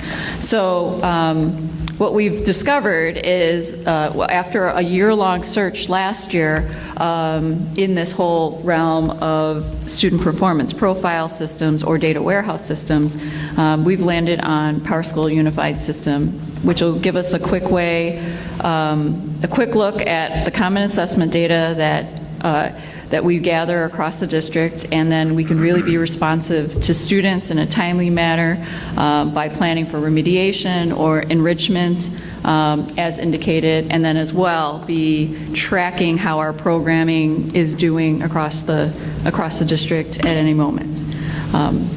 So this is what we've been recommending for PowerSchool. And to address what you were talking about, Mr. Riles, the whole idea about having a system that communicates all of this out to parents would fit into this whole continuum of system services that PowerSchool Unified Classroom would provide us. So we're really interested in seeing how PowerSchool Unified Classroom will support a lot of these needs that we've identified over the course of the strategic plan, and more immediately last year as we were investigating what systems were out there that could really help us do this and do this well. So we're really excited and really do think that this is really going to propel us forward in a lot of this work and really being able to affect high-impact instruction in our classroom and really deliver it well in all of our classrooms. So, of course, the hard work is in the training Yep. of the teachers and the staff, and then enforcing the standards. Exactly. But when we can lower as many barriers as possible in terms of like learning curves into the system, I've seen the interface of the system and the way teachers would interact with it, and it's pretty straightforward. So it's not elusive. We've worked with elusive systems before, like we had Inform a couple of years back, and that was a huge learning curve in and of itself to figure out what to do with data in that system. This is the first time we've used PowerSchool in this district? No, we currently are using PowerSchool as our student information system. So what's really great is a lot of the data, right? We want to keep data as clean as possible. That'll be a very easy system to build off of. PowerSchool is pretty easy to use. We use that at our school. It's pretty intuitive, but what's nice is that the student reports, like their grades and such, are all housed there. You can also do student log entries there. So anytime you have a parent contact, or through special student services, it would all be logged there. So anyone can log in and see. They're allowed to see what they're allowed to see all in one spot. For example, as a classroom teacher, I might not be privy to certain special ed documentation, but I can set up a meeting with a special education teacher, and then they see all sorts of things that I don't have access to, and then the administration has access to everything. And so it's pretty straightforward to use. And what's great is that whole collaboration piece amongst teachers is really enhanced in this system, because as we house our assessment data in there, and then as we do our analytics through there, teachers are able to then come around and problem solve for students to differentiate or to remediate and do any of those things as they're all seeing data together. It's great. Really excited about it. All right. Any other questions of the board, from the board to our administration on this presentation? One quick question. You have used Bright Bites, and when you first got here, we weren't using Bright Bites. We were using something else. And after you've, what's that? Yeah, Lodi. No, it wasn't Lodi. It was the Lodi. Lodi T, Lodi S. And now that you've had, I don't know, at least 3 solid years of using Bright Bites, are you still convinced that's a better tool for evaluation of the use of technology? I am, and actually they are coming out with an advanced version. They're constantly working on trying to improve data collection and their questionnaires. And so there is a component now that we can kind of speak into their research and develop our own questions and be able to track our own questions over time, and then they're going to be able to use that data washed of like student identity or any of that kind of stuff, but they'd be able to use our aggregate data and then be able to do data analysis nationwide across all Bright Bite systems, or all districts that are using Bright Bites. So what's going to be really powerful, which is a project that we're working on this year, is to get parent feedback on our one-to-one program and be able to pull that in comparatively to the things that are going on, the data that we're collecting based on our classroom, all these different domains, and see how parents inform into that, and then bring that data back and be able to use nationwide data to be able to understand the big picture about it. It almost sounds like they're moving toward percentiles across the country, like NWEA uses the map testing. Exactly. Yeah. And then being able to use comparative data analytics to do that. Mm-hmm. Now, Bright Bites is not at the point where they have like a virtual comparison group, but I can tell you, I think out of the North Shore 40, about 2/3 of the North Shore 40 uses Bright Bites. Oh, really? So I am in close contact with several of our comparative districts, and we share Bright Bites data to see where they are in their one-to-one and their technology integration as well. So That's great. using them for that. And I ask that because, it's important to get the proper feedback Yeah. and the metrics, the evaluation of what we're doing. So it's good to know that that is an effective tool and will become an even more effective tool. Exactly. So, yeah. Yeah. Thank you. You're welcome. Larry, you had asked earlier about, getting parents involved with the summative informative assessments, keeping track of things. You have your crystal ball. What is also available with the PowerSchool is that you can keep track of when and how often parents have logged in Yes. to take a look. So sometimes students, parents will say, hey, I don't know what's going on with my kid. It's like, well, it appears that you've never logged in. But you have a login, but you've never logged in. Or students have never logged My in. comment earlier was So, that it's all human-driven. It's all based on what we give and what we take. And that we have to be more engaged with the parents to get them more involved in the give and take process. And that was my comment. That's what I was talking about. Yep, and it's definitely something that we keep in mind here. I mean, I think in our tenure here, we started the Parent University, and so we hold workshops every month, almost every month, to inform our parents about how to get involved, what kinds of things to be involved with, things to track from their vantage point in terms of their students' education. Okay, Great. thank you. Thank you. All righty. So we are almost on track. So, yeah, we now turn our attention to our special meeting, which includes a tour of Roosevelt School. Beginning on page 8 of our packets, we begin the tour and discussion of the proposed summer of 2018 work as the district now is shifting to the capital needs of Roosevelt School in particular. The board will be able to observe the present layout and have proposed changes explained to them. Once back from the tour, we'll discuss any concerns or questions the board may have regarding the Roosevelt work, and from there, commence with our special meeting. I'd like to make one small change in the agenda. I suggest that we conduct our pledge as the official start of the special meeting, conduct our tour, follow with the public comments, and then the rest of our agenda. Any comment, any opinion to that? And if there's consensus to temporarily freeze the meeting for the tour to begin, followed by reconvening to resume the special meeting. Is there favor or consensus in having the pledge and then doing the tour? let's do that. Can we legally do that? You can change the order. I know you can change the order, but we're suspending a committee of the whole meeting and suspending so we're in limbo for a moment. No, the committee of the whole meeting is over. We're moving into the special meeting. We haven't adjourned the meeting yet. We haven't moved to close it yet. And then we have to go into something else? We can't be in limbo? We have to either be in a committee of the whole or a special meeting or a board meeting. Well, we're moving into the special meeting now, right? I move to close the committee of the whole. It can't be a tour. Then we're commencing. Right, so should we commence the meeting, and then part of the meeting can be the tour? Right, exactly. So I move That's how the agenda's to written. close the committee of the whole meeting. Second. All in favor? Aye. Any opposed? None. So we'll start the special meeting. As we start the special meeting, why don't we, again, start off with attendance. Eastman? Here. Mark? Here. Rick? Here. Tony Borelli? Mark? Tom? Here. Larry? Here. I was going to say Fred. It's Larry. Okay, why don't we start our special meeting by having the pledge, and Larry, if you'll lead us.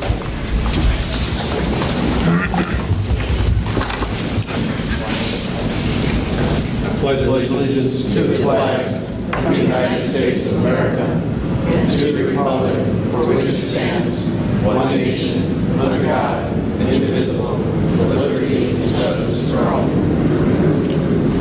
Thank you. The next item would be the tour. If we can temporarily put a hold on our special meeting, we'll take the tour, come back, have a discussion on the tour, and then follow up with the public comments and continue with our agenda. We have, Rick, you're here, right? Yes. Yeah. Please continue. I didn't mean to interrupt you there. But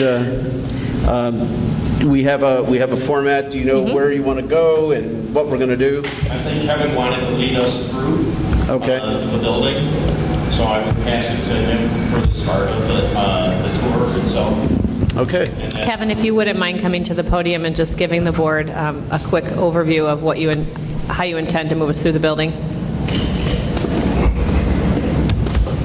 Sure. Can you hear me okay? Seems a little low, but Dan's coming to the rescue. Okay.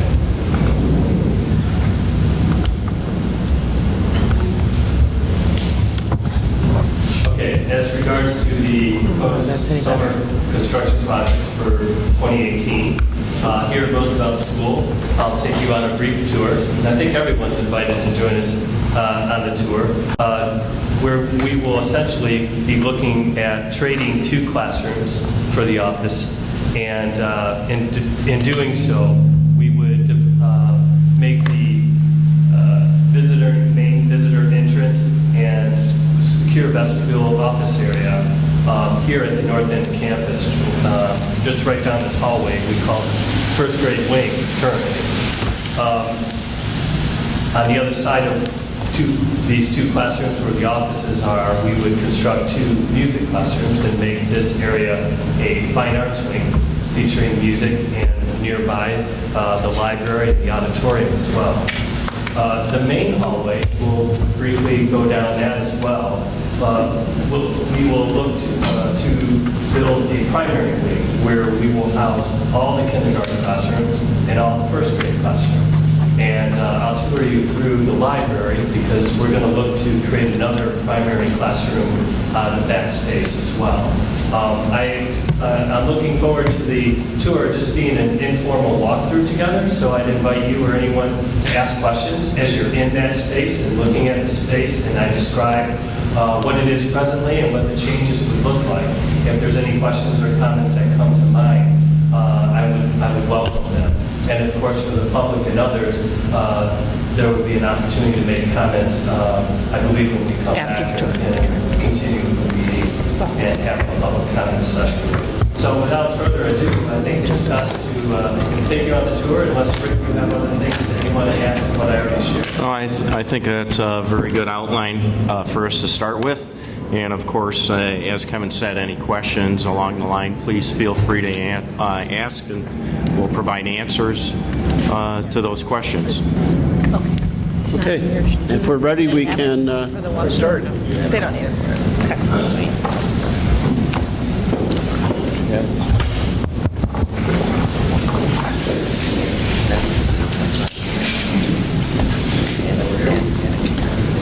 Any final... I think Kevin did an excellent job of outlining our design process that we've looked at. We want to make sure that you understand that the administration was very important in helping us look at this as far as where we were positioning classrooms, modifying existing office spaces down the hallways, also getting as much valuable small group rooms for their special ed classes that they have also in certain areas, and using the existing building as easily with the revisions that would be required to allow us to do a very cost-effective project. One of the things that Tom had asked us last time was what would the cost be for the secure vestibule. So we broke that cost out roughly on the overall project, and that is about $90,000 to do the secure vestibule, the film that we would put on windows and doors, modifications to hardware that would have to be done if we didn't have the secure vestibule intent. Also the secure window in the vestibule, that cost is in there. Just some other things that are associated with it.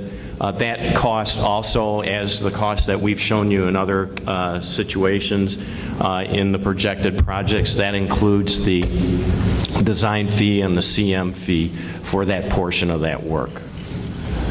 You said 90? Yes. 98. And the total project is... Let's let Luann pass out the data that she has, and we can walk through it. For you guys, you can pass those down.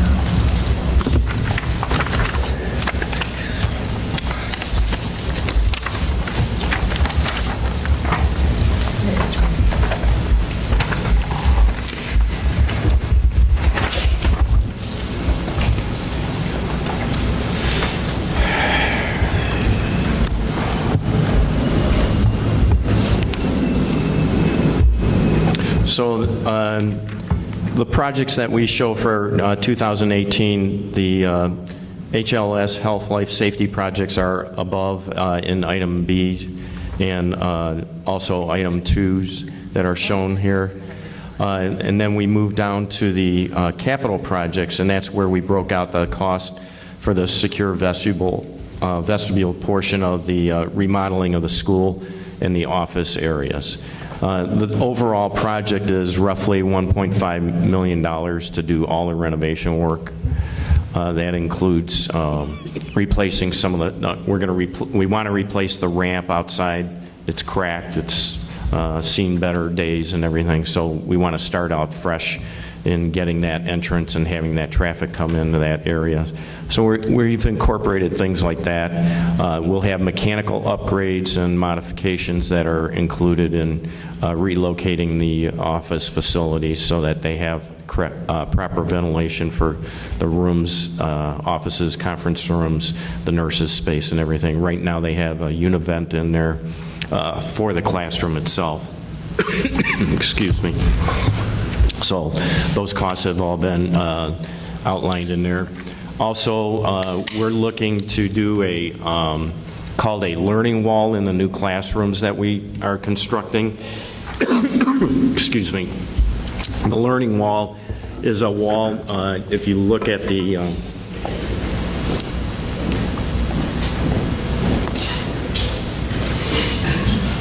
if you look at this rendering up here, slide this around. I'll hold it actually. Rick, you need to be by a microphone. Kind of looks like.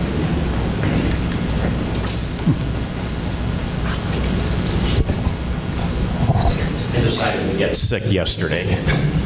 The learning wall is this wall here that we are looking to put in classrooms along one side of each classroom, the full classrooms. That learning wall allows them to have full height, basically marker boards that slide back and forth across the wall, and that provides them the space for, instead of having cabinetry in the building or in their classroom themselves, it has shelves that are behind it and then also up above. Also, the teacher's workstation is incorporated within that learning wall space. So it kind of cleans up the room. Teachers really like that because they have a large wall here to be able to post things on. It's magnetic also. So the kids can come up there and write on the learning wall as they're doing things, projects in the classroom. But it's a great use of the space. We've done this in numerous classrooms now, and it really, teachers really find it good because they've got everything in one space basically, and it does help open up the classroom itself. Those are just some of the classrooms. This is a smaller special ed classroom, so working down that primary wing that Kevin spoke about. Rick, when I did an analysis, I see that with all this renovation, we increase 1,100 square, usable space of 1,100 square foot. So we're able to do a lot of things and yet increase space. Correct. What I see from prior projections is a little cost creep. And what I want to know is, are we just taking things that were going to be done in 1 or 2 or 3 years down the road and we're just moving them forward? Or are these new things? Like, there's an awful lot of roofing that's on here. We've brought roofing forward, such as the Emerson roof. Yeah. We have done that. I believe the cost was slightly higher on the other projections that you had previously, even on those roofs. Yes. We reevaluated that, and so we have updated those costs, and we feel that we can do the roof for the pricing that we've gotten this year. Yeah, the cost may have gone down, but what was the reason for moving the project forward? So Tony, what had happened, and we had talked about this a few weeks ago, is we brought the roofs forward because we're having problems with the Emerson roof, with the shingles, flying off the roof every time we have any winds. They were not the correct grade of shingles that were put on in the first place, and so it's just, the building's 20 years old, the shingles are flying off. I mean, it's really time to replace that part of the roof. Yeah, I thought they were rated for 25. Well, they're flying off. I know we have to have a custodian out there on the roof every time we have storms, putting new shingles on that roof. The other thing with Franklin, and this is kind of what, when Ron and I first started here, is you have leaking roofs. So Franklin's issues are getting worse and worse with the leaking, and so we really need to move forward with replacing the roof on that building, which was in the original plans, but this is what we had talked about. It's a fluid document, and things that come up that need to be addressed are going to be brought forward to the board sooner.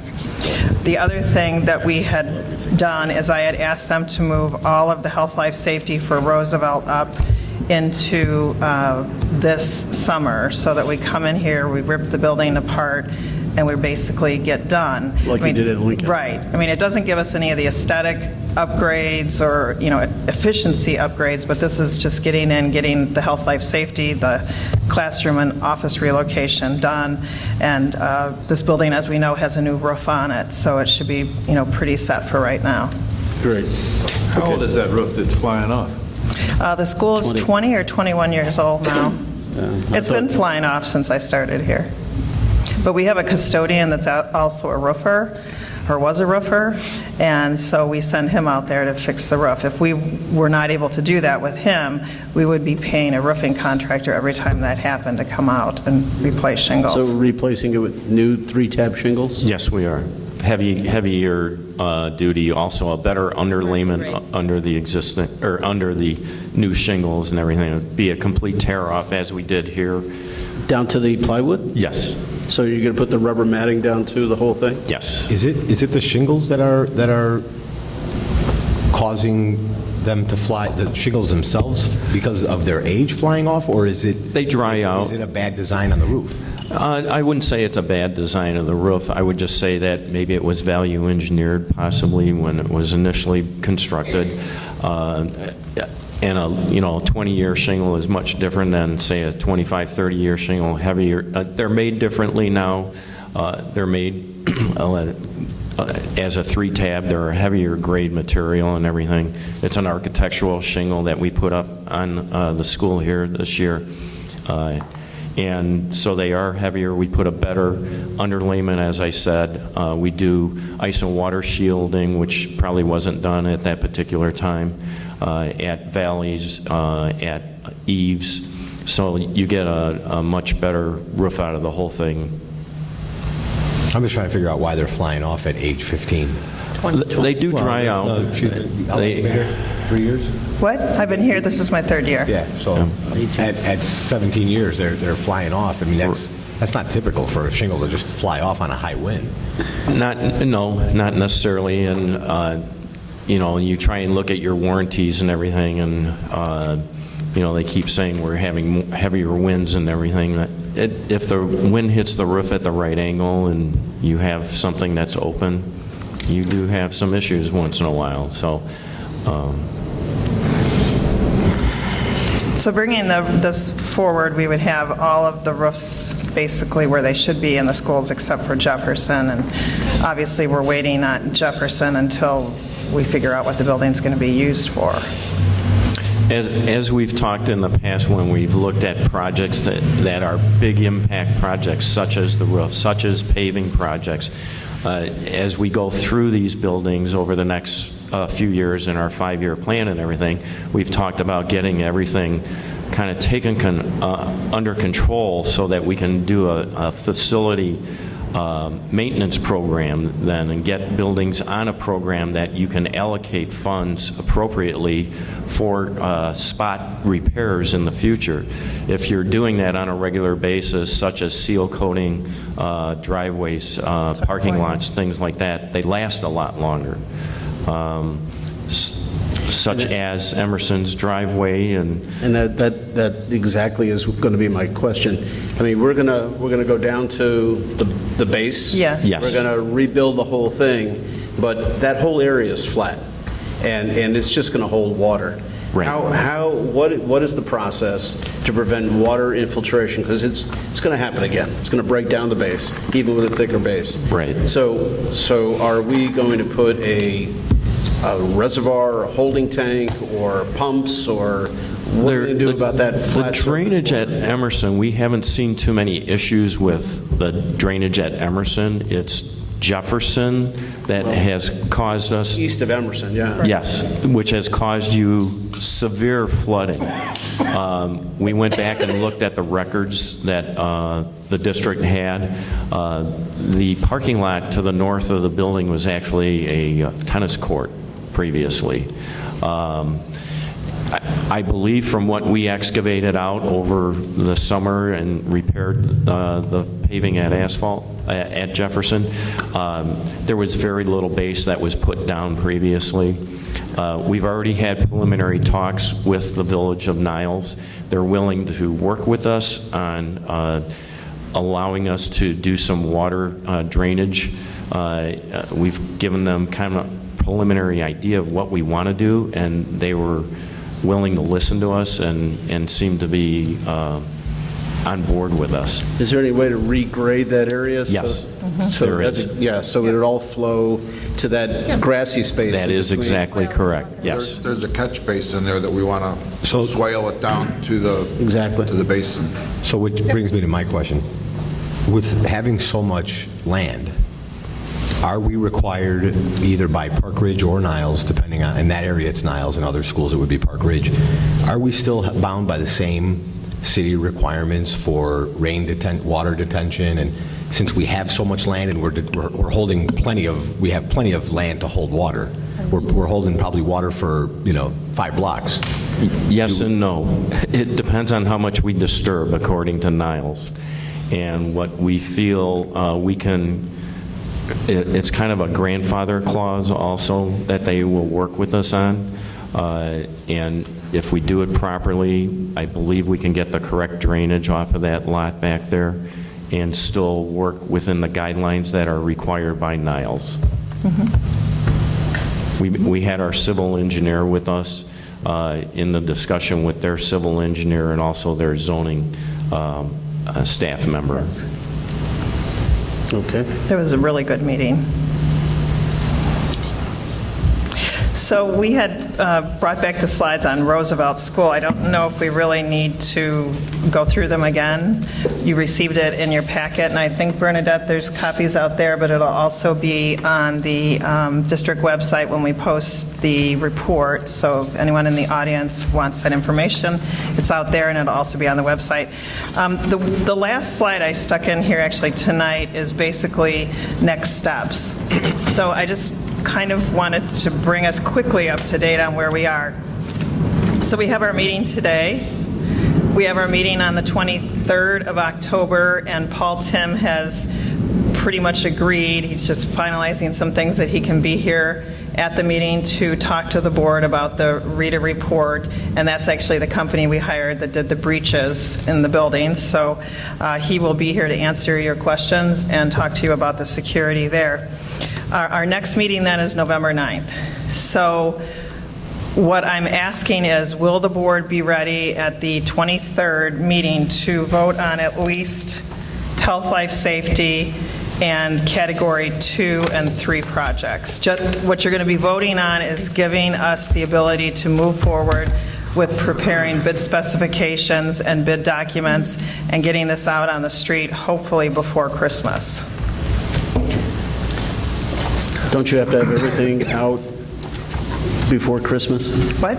Shouldn't you have everything out before Well, we Christmas? should have everything. I don't know that the board, if they are ready to vote at the 23rd, we'll bring it all forward, and this is basically saying we can move forward with preparing the bid documents. Well, personally, I can't speak for the board, but I would imagine that, we're going to want to review this material, and certainly we can entertain a vote at that time, but I don't know,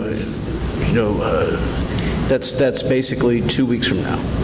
We've got some homework that council is going to be doing at the conclusion of this meeting on a conversation I had with them offline. So I'd like to table the answer to that question until we get advice from our council on an issue related to this.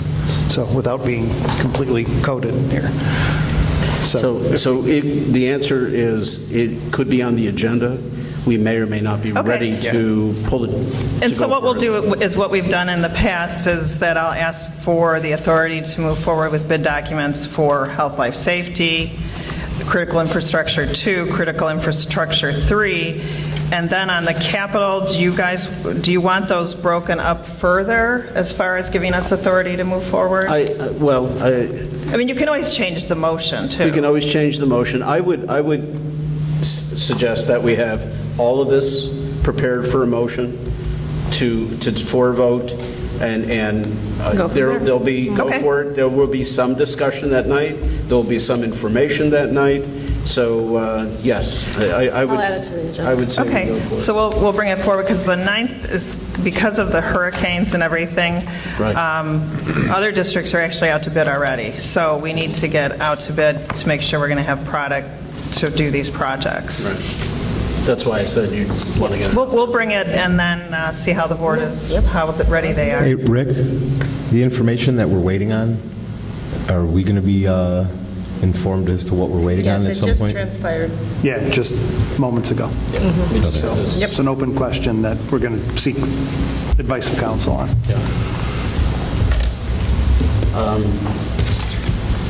Now, the one thing is, we've spent time tonight talking about a lot of things. The one thing we didn't really talk about is the LRC. Now, we're going to turn that into one classroom and modify it and kind of shift some things around. Is that I see, I'm sorry, one is for Carpenter, one is for Roosevelt. That is correct. Can I ask you a question? 2 separate projects, okay. That is correct. Is it possible, and I'm not saying that I propose this, but I need to know it for my own self. Well, when we first started this whole process of vestibules 2-3 years ago, it was either a misunderstanding by the listeners or a poorly presented program. I don't really care at this point which one it is.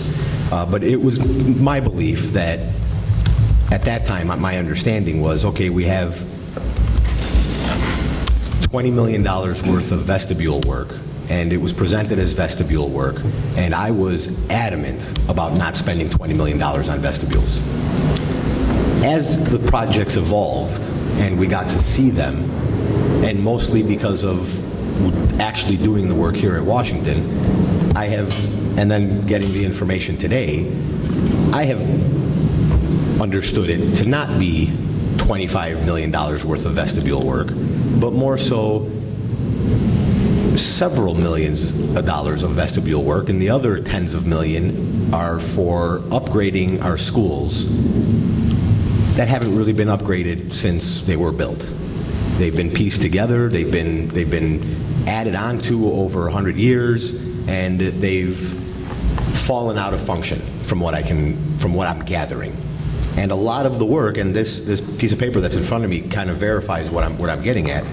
When you look at it and you see classroom and main office, relocations, 1.4, and then 90,000 for actual vestibule, it's really more upgrading our schools and getting them into this century so that they can function properly and have doors in the right places and have classrooms in the right places and have offices in the right places and have offices that are actually somewhat functioning.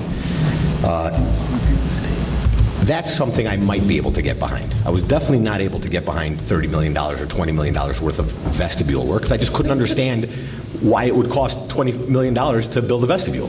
Correct. So, right, well, I started at 20, I got to 30, I know. So the question I have is, can we take that 90, if it's something I wanted to do, that $90,000, can we take that vestibule and put it where the actual entrance is now, assuming we don't care about upgrading the school and making the office in a better place and making the office bigger? We're just trying to prevent people from actually walking in, and if we could take this vestibule and put it at the original main entrance for $90,000. I'm assuming that $90,000 is door work and glass work and film work, and we can actually do that work at the original entrance that we're at right now. We get the benefit of knowing who's coming in and out of our building. We get the benefit of locking them out. We don't get the benefit of having an office in between the vestibules so that you can get someone to walk right through it. Someone still would have to walk through the hallways to get to the existing office. However, we still have the benefit of lockout, where someone would have to sit in that room until they were either let in or someone would go out and greet them and meet them. You know, how many visitors do we have during the day? 10, 15, 20?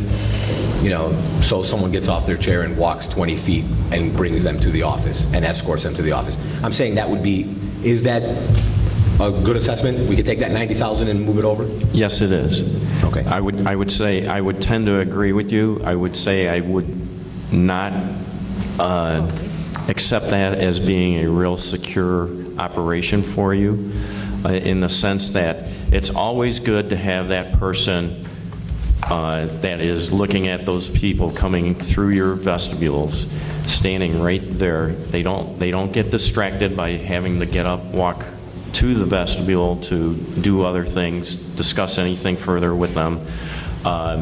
You have that immediate contact. You can see whether that person feels they're distressed at all by maybe how they're approaching the building or something like that. And the whole idea of this is to see these people as they come through and make a judgment, as you do with everybody coming into your buildings, of how do we feel about this person entering our building. You only get that, I believe, when you have that person walk into your vestibule, either still viewing them on a camera, but seeing them come right up to you and then talking to them as they enter to the office space again, and you have another conversation with them at that point.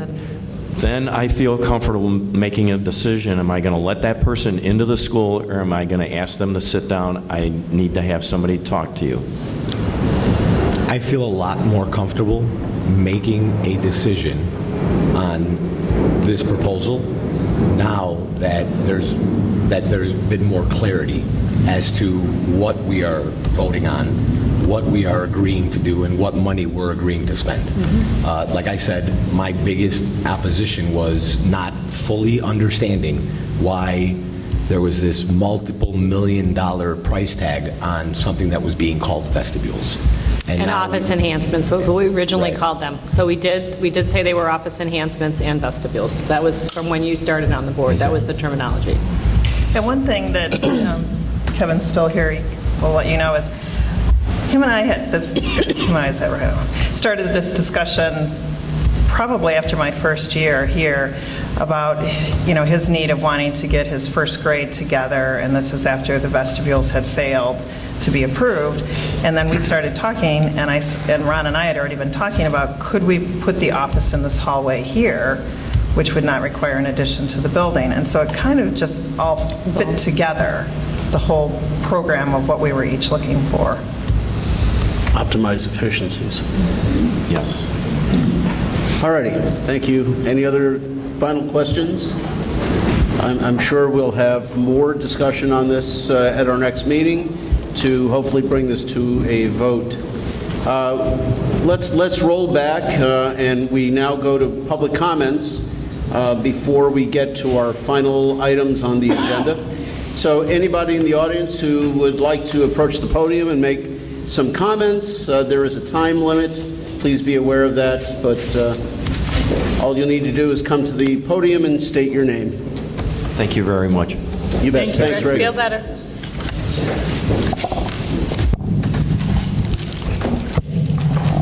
Hi, my name is Nicole Azar. I've been a teacher here at Roosevelt School for 16 years. Adding building security features to all of the schools in the district, but particularly Roosevelt, is long overdue and critically necessary, and here's why I feel so passionately about this. In 1988, I was a second grade student at Hubbard Woods School in Winnetka, Illinois, a suburb not far from here and not very different. Like Park Ridge, Winnetka is a safe, quiet suburb filled with hardworking families, beautiful homes, and a highly acclaimed school system. Yet on a sunny spring day in May of that year, a tragedy befell the community that no one expected. While I was in my classroom working on the written portion of the bicycle safety test, gunshots rang out in the hallways of my school. It was a sound none of us could identify, having grown up in such a safe and sheltered neighborhood. Yet as teachers began running in and out of our classroom with tears in their eyes, we knew something was terribly, terribly wrong. We soon found out what had happened. A mentally ill woman, Lori Dan, had walked right into the school and shot 6 children, one in the bathroom across the hall from my classroom, and 5 more in a second grade classroom just down the hall. Of the 6 shot, one boy, Nicky Corwin, lost his life at the far too young age of 7. It's important to note that Lori Dan was a nanny to a Hubbard Woods family. She was not recognized as an intruder. In the years following this unspeakable tragedy, our school's security response was far inadequate. And nearly 30 years later, as I watch countless school shootings continue to occur, I am appalled at the lack of adequate security measures in the very district where I teach. Although we've tried to increase security practices recently, it's not enough. Adults are still able to enter our buildings unidentified and unaccompanied.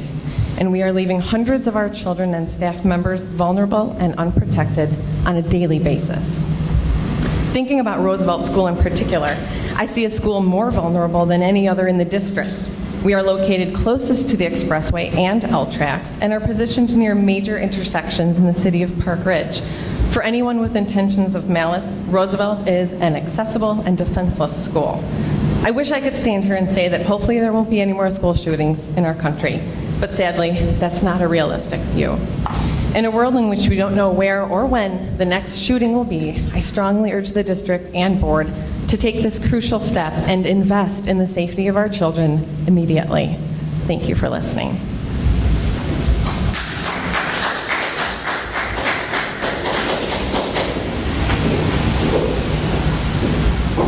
If there are any other folks, come on up. And anybody else after this, you might want to line up right over here. My name is Teddy Chiamplis, and I've lived across the street for 32 years.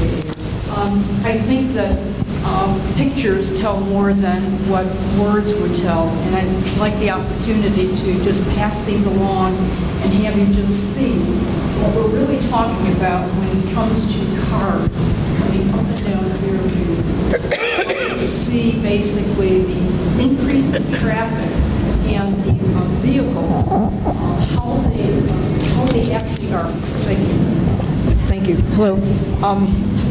Actually, to see how traffic has increased on Fairview. And the size of the vehicles, there's other elements, not only traffic, but vehicles have in 32 years, they've become bigger and larger. The second thing is that there's such disrespect of parents or whoever is coming up and down our Fairview of blocking our driveways. We've endured it. And I know many of our neighbors up and down on Fairview have, and I don't think maybe the school board or the schools realize that the reason why we have driveways here on this particular street is because we don't have an alley. So therefore, we are confined to not taking our cars around in the back into a garage. We must all use our driveways. And the other thing is that with all of these students and the parents who are coming across one street, particular Fairview, there is such a disregard of waste and disregard of driving, and basically even I think I told the principal that I'm finding diapers just the other day people who are changing the diapers and putting them on the street. So we have to endure all that as residents. I know you speak about the security and everything that's dealing with inside the school, and I think that that's major. But I think that the third part is the negligence of children's safety.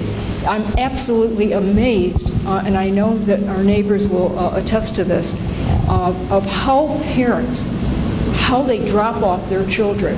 And because Fairview is different than Prospect, and it's different than Albion, and we basically, as the principal attested, he can park over on our side. If we have a second or third car, we can't park our cars. We always have to use the driveway. But my point is that basically the negligence of how the students are dropped off. When the cars open up, I'm just thankful and pray that nothing will ever happen to a child. I mean, parents let children off on the wrong side. And then they'll say, well, bye, Charlie, bye, I'll see you. And you can't police that. And of course, we can't retrain parents to be better parents. But maybe with more restrictions and maybe more of a confined area, you've got 2-3 entrances here on Fairview.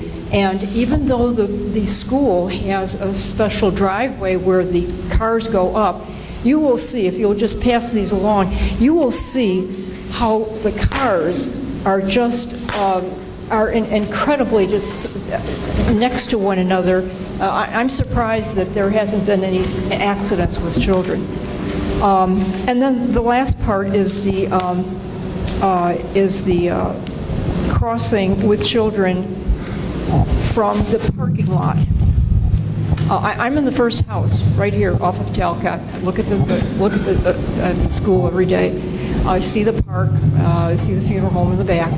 I see everything, and the lot that all of the parents use is not your city lot. It's not your school lot. It's basically the shopping mall lot, and the cars just pile in there with the kids, and then they're crossing, and it's just. And of course, if everything is, if the weather is good, that's one thing. But you're coming across wintertime now, and I just hope and pray nothing happens there. But that's basically my comments, and I just in looking over and listening to the redesign, I think from an organization and planning basis, if you have a centralized exit and entrance, it confines and it helps the parents and all those who are coming to visit to come to one area. Right now, I didn't even know, after all these years, which entrance to come in, whether I should come in that entrance or this entrance, as opposed to just one central entrance. Anyway, that's all I wanted to say.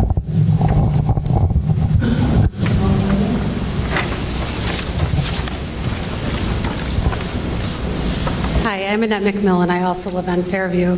I've lived there for 20 years, and I know when you buy a house across the street from the school, it comes with certain handicaps or hindrances. So we're used to the pickup and drop off in the morning. You get used to at 20 after 3 till 20 to 4, you have to make adjustments to your life. Because like Teddy said, it's too narrow of a street, you have to make those adjustments. But what has happened with Beyond the Bell, it goes on from 4 p.m. to 6 p.m. and then in the morning for about an hour. People block our driveways. They have zero consideration for us. I have had people tell me, too bad, lady, turn around somewhere else.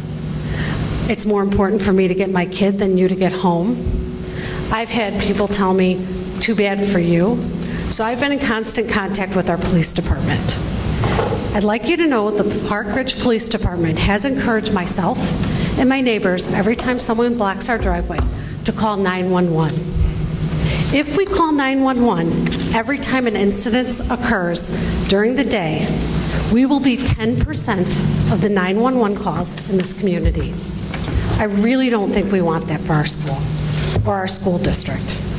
I think we need to solve the problem. I agree with the security, because I've put 2 kids through this school. I know what it's like to come in that entrance and see 5 moms down the hallway and go down the hallway before I check into the school. I've done it a million times, and I know my neighbors have all done it. We know it's not secure. We know it's not the right thing to do, but we all do it. We also know that the safety of how people drop off their kids, as Teddy has spoken to, that is the other major issue. Because Fairview is such a narrow street and people are parked on our side and people are pulled up on the other, I have literally sat behind a car, watched a mother open a door in the middle of the street and let her child run across. Thank goodness I didn't try to squeeze around her, or my new 16-year-old driver didn't try to squeeze around her, or one of her friends didn't try to do that. That is what we're fostering down here, and it's not safe for our children.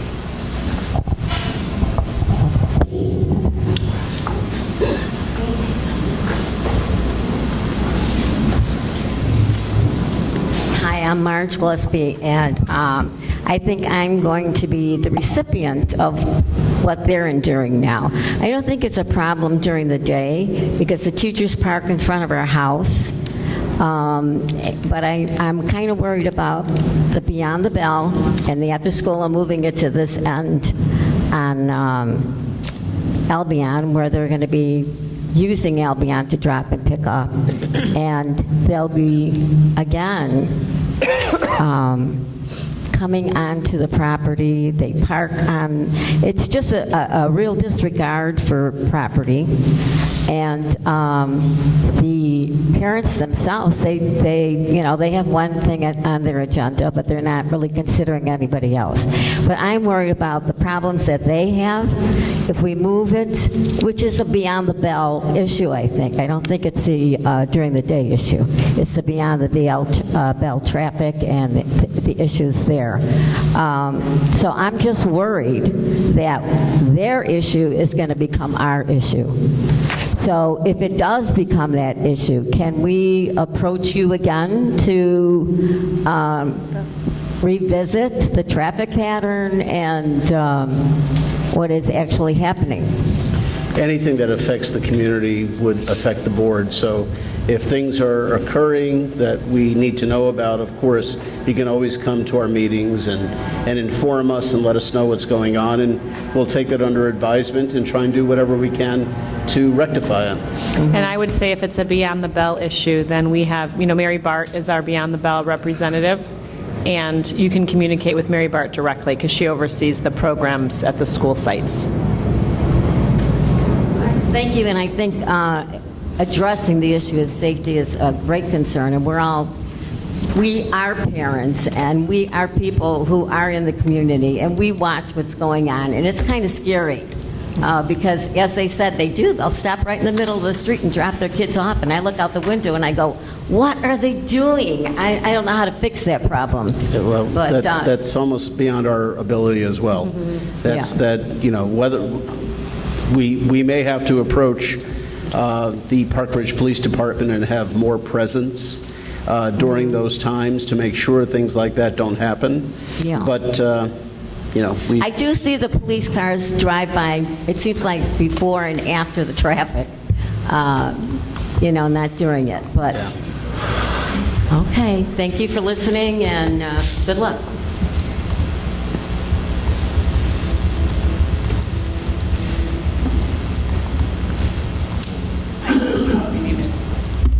My name is Sue Henley, and I wanted to talk a little bit about communication.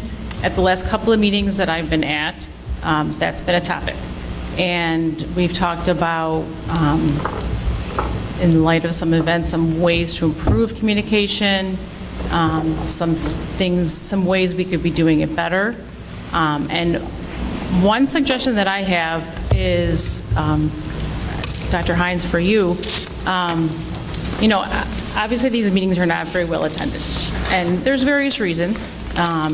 People who have kids in the district are probably right now putting their kids to bed, going to scout meetings, going to music lessons, various things. So it's difficult for people to get here. And I think if depending on the topics, if we're talking about removing hot lunch or we're talking about removing Camp Duncan, the place is packed. I think there are so many things, though, that are going on that should be told, should be put out there, and not just on a website for someone to find it, but should be pushed out to the parents of the district and anyone else in the town that wants to listen. I have a couple of kids at Maine South, and one thing that they do that I think is extremely effective at Maine South is a monthly meeting. There, it's by a principal. There's so many things here that we're talking about that are at the district level. I think if you were to adopt a schedule of monthly meetings similar to what's being done at Maine South, it would not only be effective for you to get information out that people don't, either they don't know or they have the wrong information. For example, one of the meetings that I was at was after the 5th grade issue here at Roosevelt, and as you know, there were so many angry parents. The meeting that I attended after that, you gave a 5-minute explanation as to what the situation was. It was reasonable. It was, no one could have expected anything beyond what the board did, what the administrators did, what Dr. Dwyer did. It was, if the people that were going wild on the Park Ridge Facebook pages would have heard that, I think it would have squashed all of that anger. And so I think as a district, you need to just make an effort to get out to people more, to not only just put to rest any negative comments, but also to let them know about all of the fantastic things that are going on in our school. And you're not going to get the attendance here. And quite frankly, the coming up to a mic and giving your comments in a very, very formal setting, A, is not for everybody, and B, is not very satisfying as a parent when you don't get a response, because that's the way this is set up. In an informal meeting, we would have information from you, but then also you learn from other parents. When, if you have a 2nd grader that you're considering to be tested for the CFC program, you can talk to an 8th grade parent or a parent with a high school kid and say, well, this is maybe why you want to consider that. It's a way to build community, and it's a way for you to get information out that I think is really necessary. And I think it could start with you, and I think it could go to the buildings, and maybe it would be a principal meeting then also. I think we could add both, and it would be extremely helpful. Thank you. All righty. So we have on our agenda coming up, revisiting the long-range financials, discussion of the levy process, and the superintendent evaluation.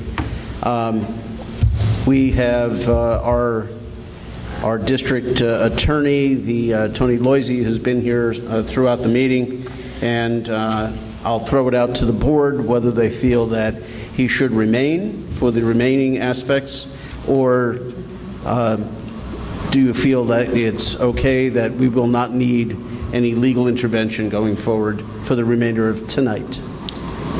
Anybody? Fred? Stay. Larry? Go. Seeing as the only thing we're going to be voting on is what's it called? Recommended personnel report. Personnel reports, I would say he can go. Go.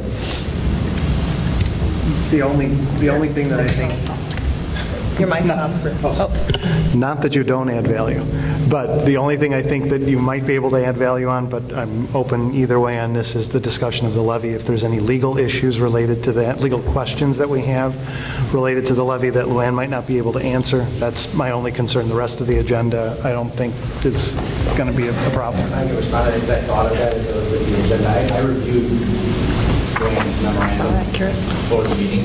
Most of the legal aspects of the levy are simply procedural.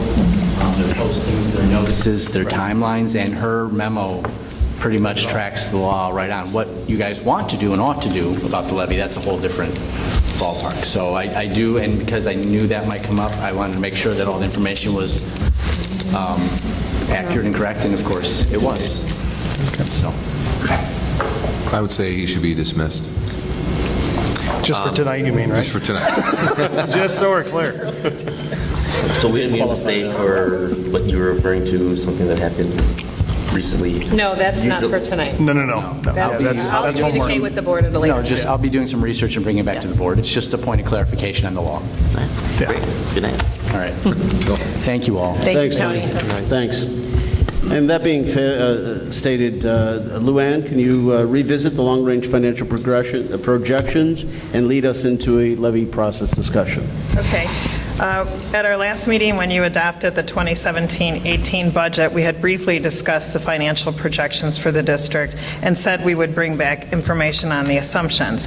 And since we have 4 new board members, and this is a new process for our new members, we thought we would kind of just review our financial projection assumptions that we used for 2017-18. So in your packet, in the memo, I had outlined when the board reviews these financial projections. It's all major events. Approving of the upcoming year's staffing plan, so we look at them.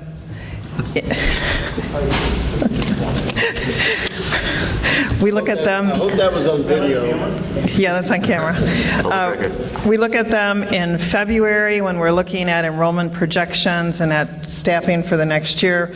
We look at them when you approve the annual budget, approving the annual tax levy, approving the transfer of funds out of the operating funds to the capital projects funds, which we did over the last 2 years out of working cash to capital projects, and then other major events like approving debt certificates, which do affect our operating funds. So those are kind of some of the key times during the year that we look at our financial projections.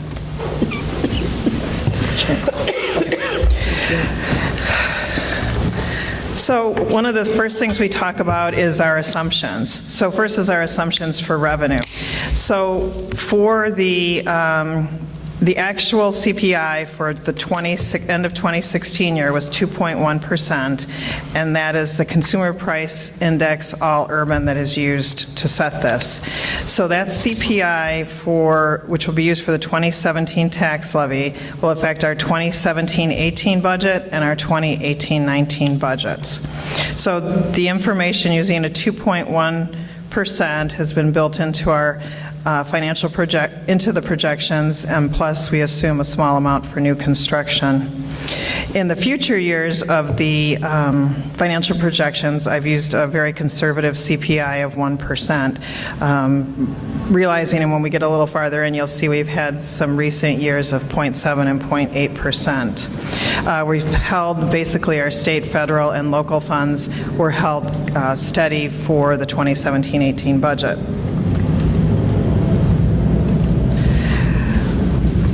I'm changing there.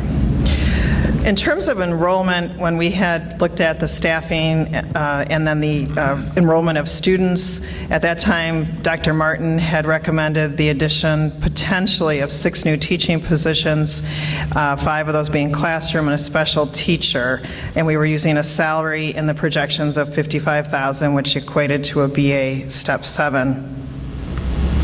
The reality from the assumptions, as Dr. Martin presented to the board in the end of August, was we added certified staff of 2.93, which was 3.07 less than we had projected. This information, as I said, Joel presented at the August 28th meeting. All salaries have been adjusted based on the recent settlement of collective bargaining agreements with PREA and PRTAA. So now we know that basically the 3rd year of raises per those contracts, and those are the major employee groups within our salaries, within our projections. So that's a big part of it. Luann, can I ask a quick question? What is always confusing to me is the distribution of the CPI, application and distribution of revenue from the CPI. So for instance, we had a 2.1 December of 2016 CPI of 2.1. Correct. So you're thinking, oh, CPI is up, that means there's a great influx of capital coming into the district. However, that's not necessarily true because there's a time lag for that. So if you have a December 16, that's broken up into a fall and a spring, or spring and fall. The first installment to the district of that tax revenue really won't occur until spring of 18. Correct. And then that's 55% of those dollars. Of 55% of the prior year. Of the prior year, and then 45% in the fall of 18. So there's a year and a half delay before the district receives that money. Correct. And the fall one, some of you may have seen, which unfortunately my husband and I saw, they do a true-up. Basically, if your EAV was adjusted on your home, we had the triennial reassessment. But yes, that CPI, which we've known since January of this year, won't apply until funds that we receive until April of next year will be the first time. Thank you. Some of the other assumptions we had looked at with the board back in February was kind of these retirement incentives at that time, and a lot of this has already occurred. We had 31 known retirements in the 2 years, and our net savings projections that Brian Imhoff did was $410,000 this year, with that number growing each year into the future because that, of course, that number continues to be a savings for the district. We're in the process of calculating the actual net savings for 17-18. However, we're still receiving notices for individuals that would potentially be ready to retire in June of 2018, and their notice, if I remember correctly, Joel, is December 1st. They need to have that turned in. So once we have kind of a final count of who's retiring, then we can actually do our calculations for final salaries and be able to share with the board what our actual savings were for 17-18. And I believe we have discussed this, most of our new hires were at the BA01 step and lane. This is, a district that teachers want to work in. We're highly competitive with our salaries, and so I think that allows us to be, to really get what's the best of the new teachers that are out there. We also had assumed that the O&M would have that ongoing maintenance of the $500,000 into that budget, and that we were issuing the debt certificates with a payment of approximately $800,000 per year on that.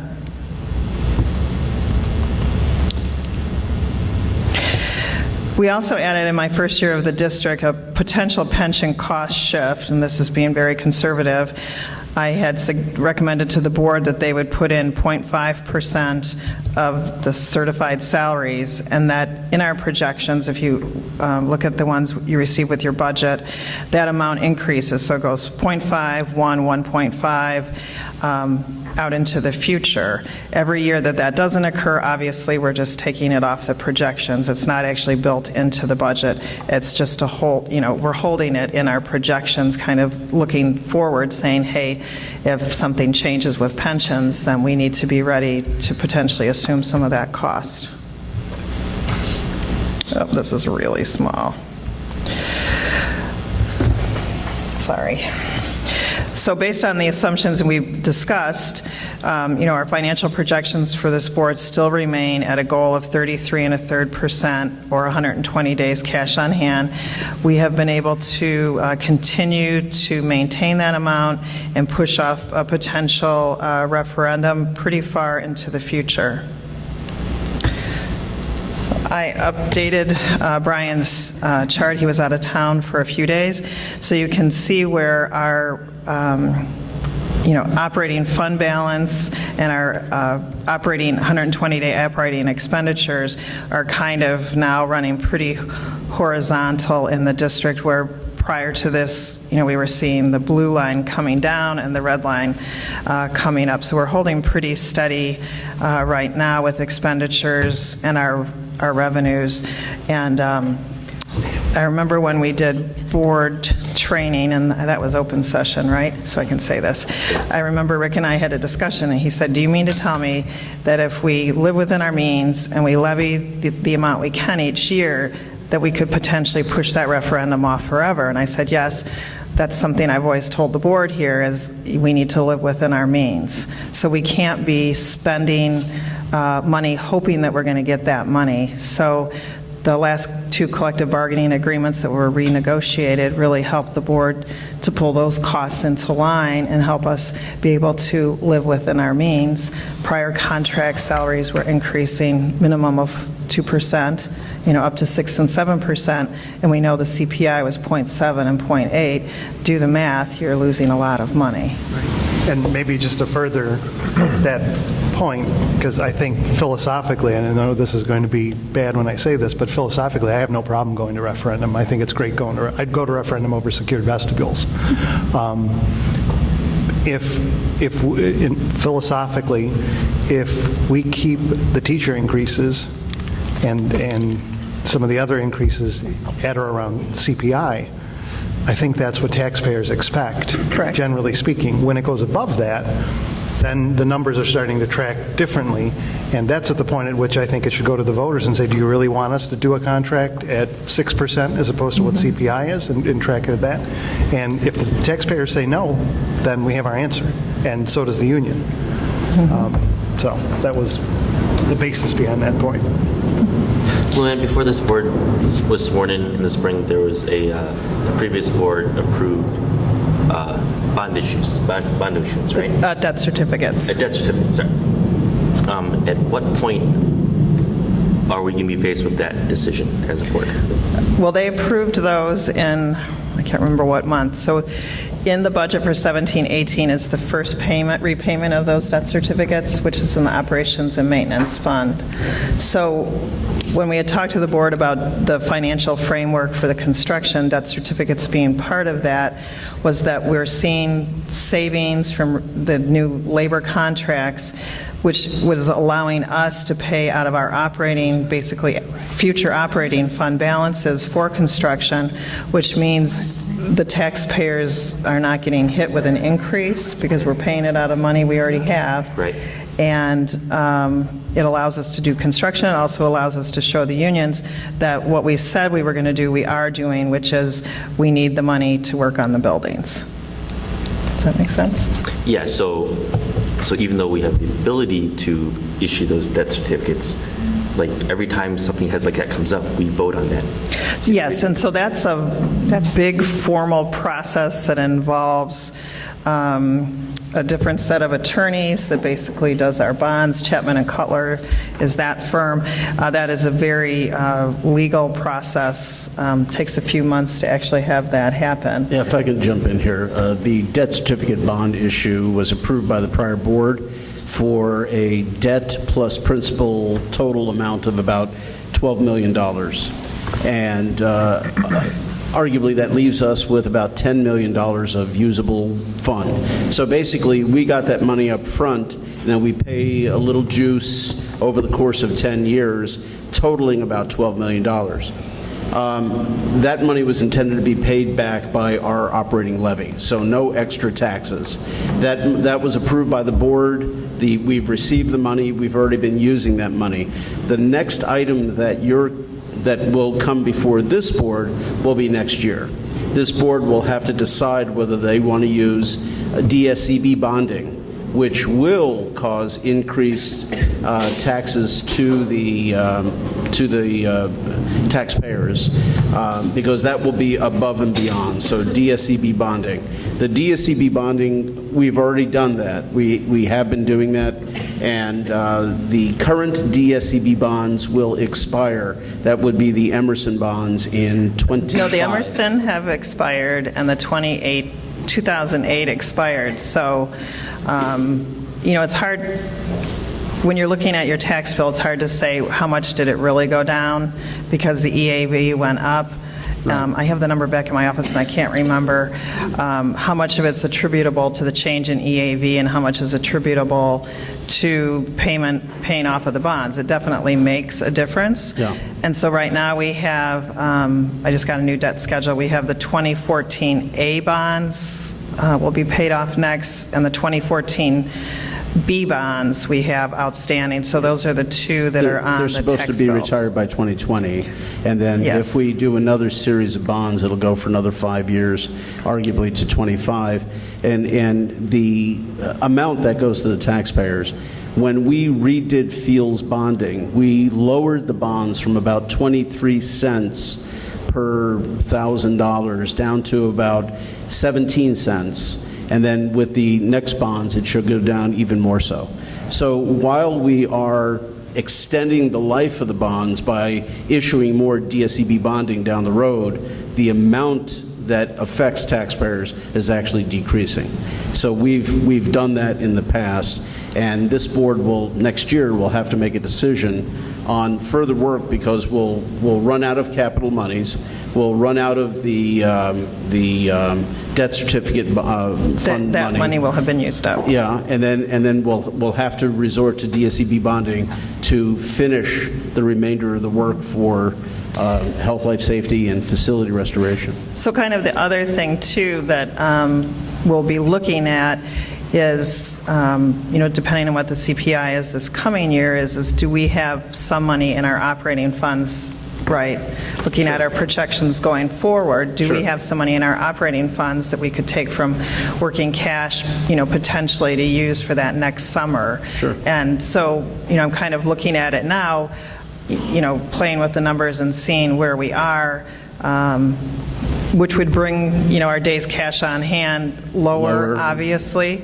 Right. You have 33 and a third and 120 days. So we're kind of, looking at that to see if we could push it off even one more year potentially. So I'm very conservative if you haven't figured that out already. So we always are looking at our unknowns. And for us, right, it's the changes in federal and or state funding with the new evidence-based model.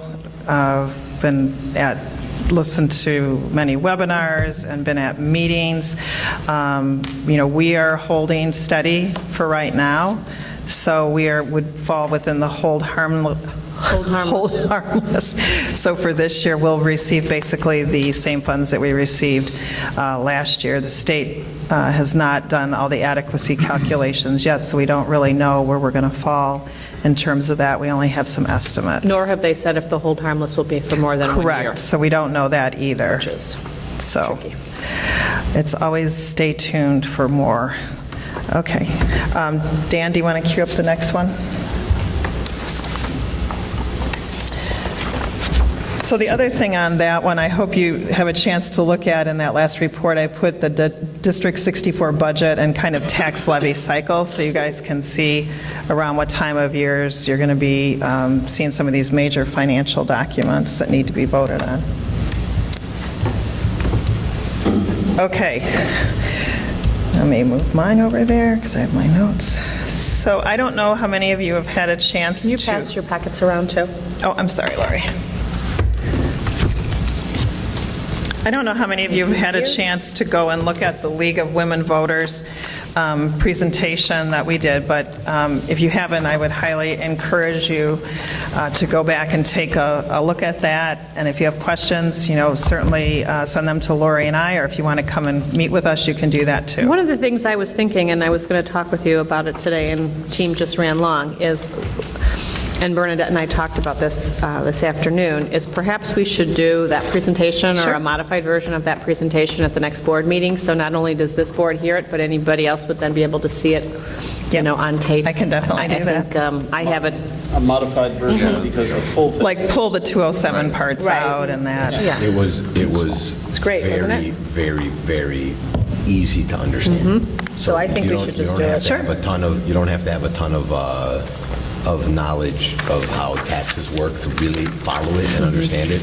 I was there, and so was Larry. And Larry, do you agree with me? It was very easy to follow. It's very informative, and particularly enjoyed having the three of you together. Yeah. To get an overview for the Big whole picture, community, right. not just District 64, but 207, and it's a shame there weren't more taxpayers there. I know, but we were in competition And with... the invited guests that came. Bears and the Packers. Phenomenal. So hopefully we can get more to our next board meeting to hear our portion of that presentation. So basically, we started, this is our first discussion on kind of the tax levy, because at our next meeting, I'll be asking you to put the tax, the hearing notice, for us to move forward with posting the hearing notice. And as Tony had pointed out, this is all a very legal process, and in the next few slides, I'll kind of show you what that process is. So the property tax extension limitation law was enacted in 1995 in Cook County. And basically what PTEL does is it limits the increase in property taxes to the school districts to 5% or the increase in consumer price index, all urban consumers, whichever is less. So 2.1 is less, so obviously the tax levy would be 2.1. We also included on this slide, for anyone here, anyone watching the video, the information to go back and look historically at the CPIUs that have been used. So this is the legal part that Tony had referred to, Illinois state statute. So we must adopt an estimated tax levy not less than 20 days prior to the date it adopts its final levy. So for us, the key dates this year, October 23rd, 2017, the board would adopt the tentative tax levy and establish the date and time of our public hearing. November 13, we would have a public hearing on the tax levy, separating it like we did from the budget, from the adoption. December 11th, 2017, the board adopts the final 2017 tax levy. We file it with the county clerk downtown prior to the last Tuesday in December.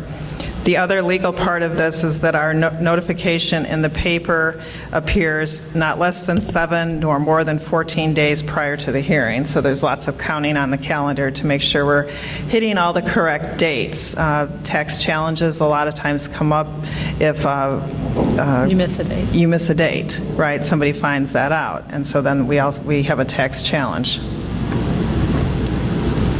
We also post on our website too. So truth in taxation. So why we have the public hearing on the tax levy. If your tax levy exceeds the previous year's operating fund extension by more than 5%, you must do this publication of the truth in taxation, which is the notice required in the public hearing. So this district has chosen to publish the truth in taxation notice and conduct a public hearing, even though your levies requests have been under 5%. A lot of districts now are really moving towards doing that, even though the amount they're requesting is under 5%. Even though they don't have to. Correct. So this district has chosen to do that, and we're continuing with that. Is that by board policy? No, board practice. Just board practice, yeah. Is there a reason it shouldn't be board policy? No, there's no reason it couldn't be. Just so that it sets the tone officially going Yeah, there's forward? no reason it couldn't be. It's such a practice that it is policy. Yeah, no, I know. Yeah. But it could be put into writing. So what this slide shows you is actually our requested and actual levy increases that we've received for about the last 12 years. So what is not in on the wiki, which we'll put up, is I had left the word proposed and projected out for 2017. I apologize for that. What we're looking at a levy request is a 4.95% proposed. Can you advance your slide? Oh, sorry. Sorry, I'm tripping. By Mark's head. Sorry. However, what we're actually probably going to receive is about 2.72%, 2.1% being the CPI and the remaining 0.62 for new construction. So I've looked at new construction at about $10 million. It was higher last year. This district has actually seen years of $25 million. So with Cook County, we don't know what our new construction is until we receive our final tax levy next year. So if someone knows where I can find that, all the other business managers would appreciate it. In the other collar counties, Lake and DuPage, I know for sure, because having worked in Lake and I was sitting next to someone from DuPage at a meeting, they actually get that information as far as what their new construction is. So when they do their tax levy, they know exactly how much new construction will be. Cook County, I'm sure being such a large county, has not been able to get to that point. And when I came to work here, or in 23, I was asking all the other business managers.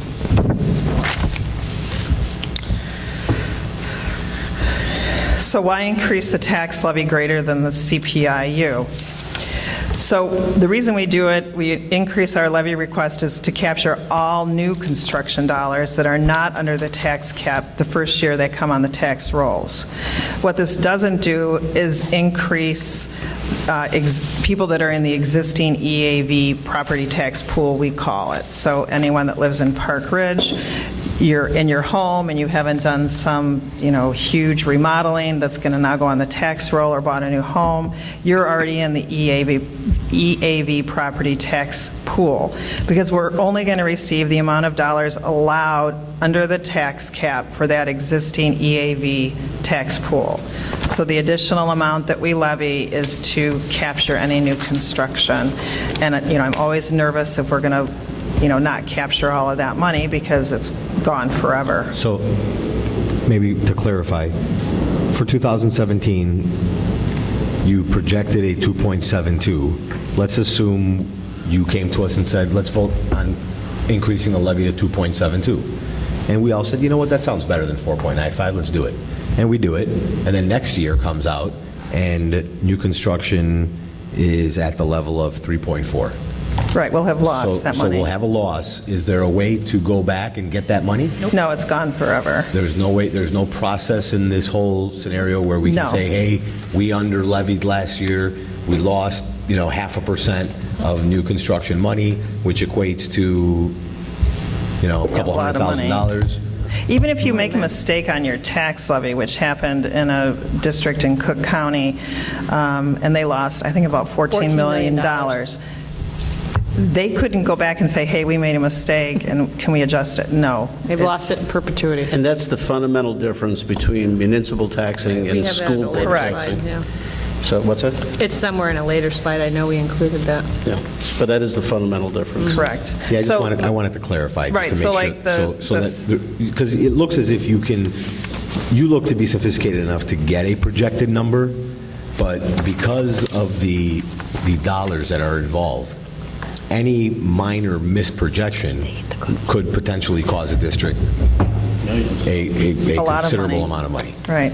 So what's different from us than like the city of Park Ridge is we fall under a tax cap. They don't fall under a tax cap. So if they decide, we're not going to increase our levy at all, we're going to leave it the same, fine. They can choose the next year to increase their levy by 10%. They do. So we don't have that luxury. So, right, we're capped. So they can recapture. Well, yeah, they can say, we decided, oh my God, we need this much more money, and now we're going to increase your taxes 10%. Sorry. They're not capped. So really the only cap they're under is your elected officials and what they vote in your city to increase it by.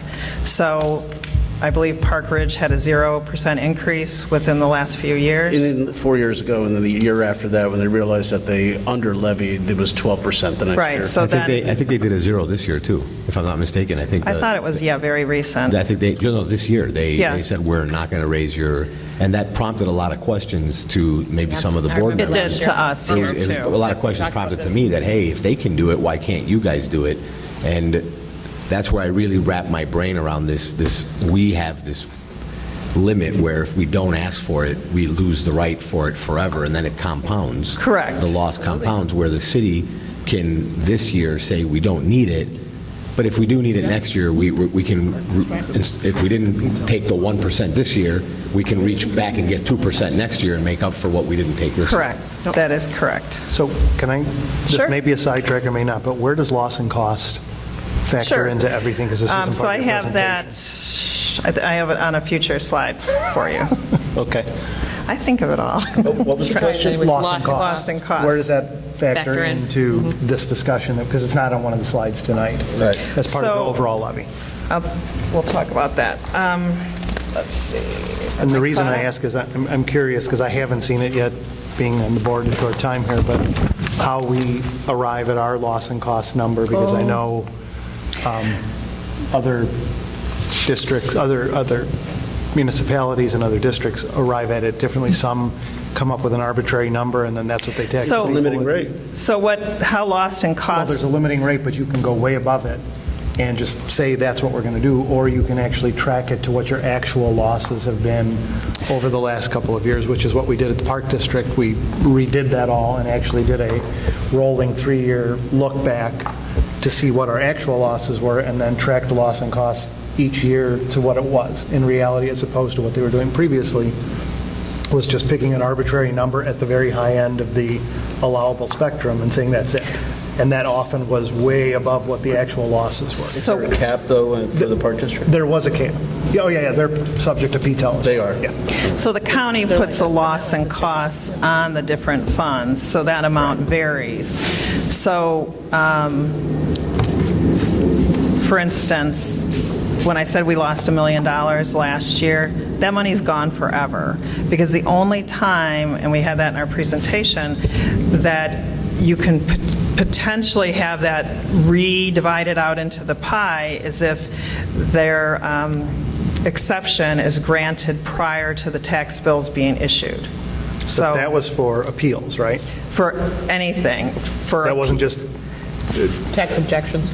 There was tax objections as well as people who just didn't pay their bills. Yeah. So it's, you get your tax bill, I don't know what month we even get it, but say in, January, and you go and talk to the assessor and get your taxes lowered, okay?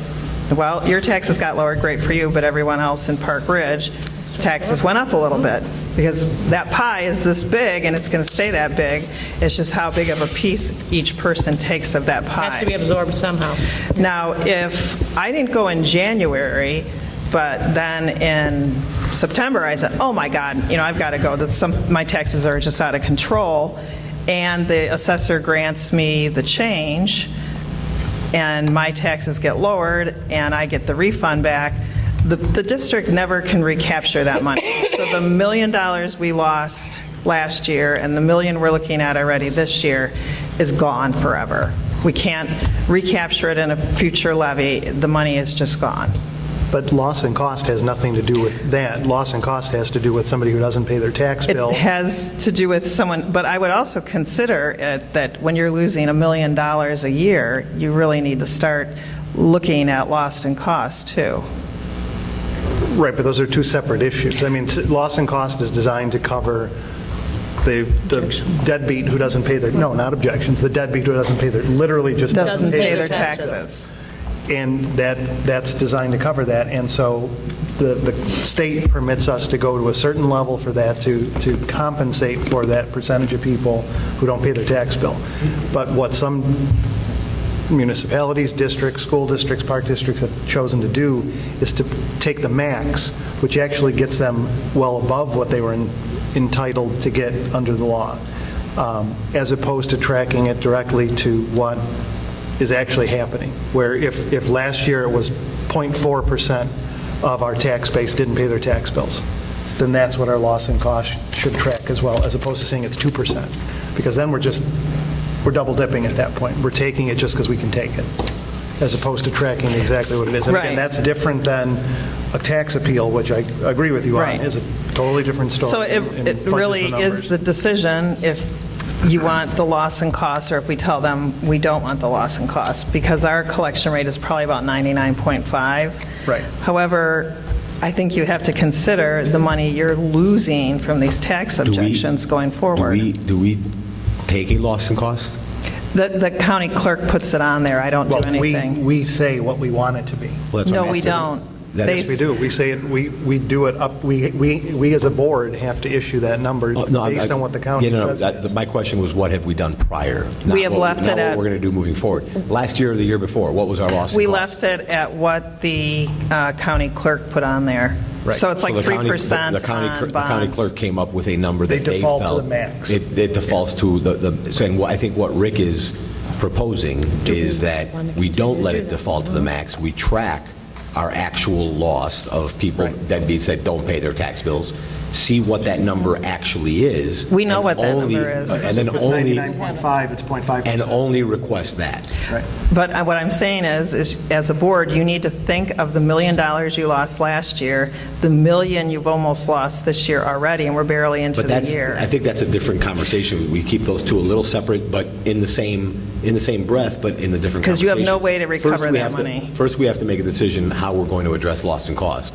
And my question is, if we do what Rick is saying and we only request what we've believed to be the actual loss over what we've looked at the last 3 years, and then for some reason, this coming year, if we feel that we only had 0.5% of loss, and that's all we ask for, and all of a sudden the next year we end up with 40 more people who decide not to pay their tax bill, now we're 5% went up to like a 1.5%. Is that recoverable? No. No, it's not. Even though that tax is eventually going to be paid? No. It's going to be paid by them, it's going to be paid by a tax buyer, it's So going if to be they paid by come and somebody. pay it later, then we get, so what it is they take negatives and positives. So if somebody buys the tax bill, right, they're only going to pay some percentage of it. No, the buyer will, but then eventually the city will get all their money. The buyer's going to buy it for the full tax bill. Right. So the money will actually come into the coffers at some point. The county's going to get all their money. If the tax bill is behind by $30,000 and I'm a tax buyer, I got to pay $30,000 for it. I don't get a discount for it. I get to charge the deadbeat a percentage for a period of time, and then eventually, after I sit on it long enough, I could take the property, and then that's where the tax buyer makes his money. But eventually, the money comes in. So if we don't take it right away, if we don't take it today, and a tax buyer 2 years down the road buys it, do we get our money from the county? Eventually. So eventually, we do get it. So that's not the same loss as the levy that we were talking. It's a temporary loss that will eventually be recouped. With the levy, it's a loss that will never be recouped because that pie doesn't change. But your money that you're losing, the $1 million you lost last year, the $1 million plus you're going to lose this year, you're never going to recoup. That's not loss in cost. That's not loss in cost. That's why I said let's keep them separate. The loss in cost is one conversation. Right. Rick brought up a different conversation. We have to address loss in cost the same way we're addressing levies. But because I understand those two to have different results, the loss in cost, we will get our money at some point. We have to be able to survive without it for a year or 2 or 3 until a tax buyer has the opportunity to buy it and then recoup. Or I don't think it'll ever go to 10. If someone in our district, if someone doesn't pay their taxes in 3 years, a tax buyer is slipping in and buying it well before 10 years, because they would love to own property in Park Ridge for the cost of a delinquent tax bill.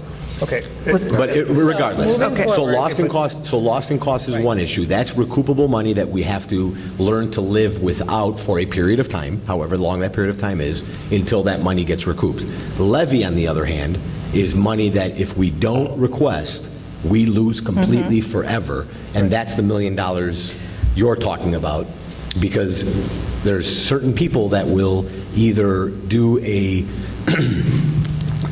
you have deadlines to file your tax appeals, but you don't have deadlines to file errors and corrections of errors or whatever it is. So if you made an error of some sort, or if there was an error on your tax bill, you have 3 years to go back and get 3 years of that money.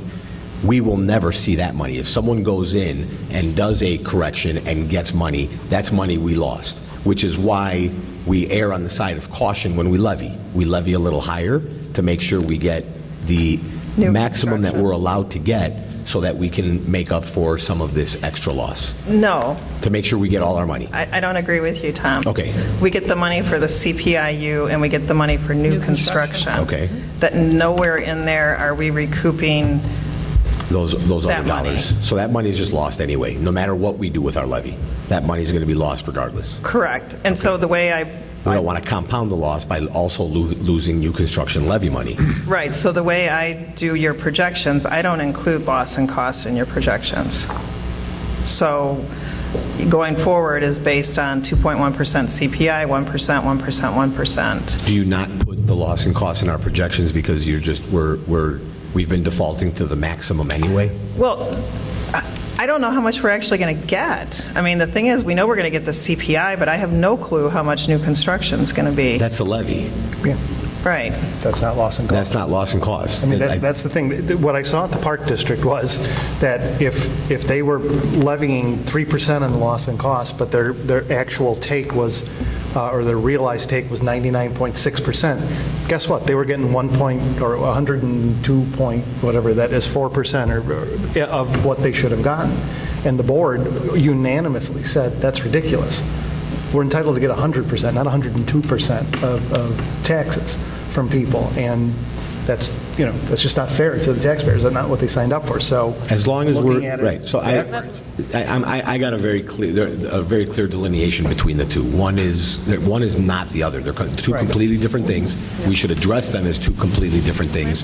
However, I still think, Rick, we should be cautious on lost and cost to make sure that whatever we do agree to do on lost and cost, if we're not going to go for the maximum, which I think I'm in agreement with, not to go to the maximum, I also don't think that a three-year, what's it called? Look back is enough to cover us. We still have to be fiscally responsible to our taxpayers. What if we have a downturn in the economy the next year and we have double that many people that don't pay their taxes? And now we just shorted our district money. Right, that's true, but I think what we looked at was, again, talking to the experts in it, that there were trends that you would see based on market things that were going on. And looking back 3, maybe it's 5 years, whatever it is, you can take an average of those 3 or 5 years and say, okay, on average, we're collecting 99.2%, whatever it is, of the taxes. And then it's rolling. It just keeps moving forward in that 3 or 5 year chunk and goes forward. I love the idea. And thank you for bringing up the loss and cost, because that's not something that I considered with a levy.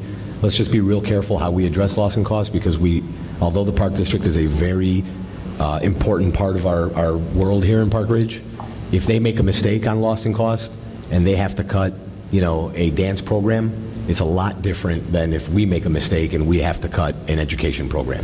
I don't disagree, but it's not just the Park District, at 16 or 18 million a year, but it was the city, it was a lot of other municipalities, it was a lot of other school districts that were doing the same thing, and that's why we looked at it as well, too. Good idea. So I think it's fair to the taxpayer to do that.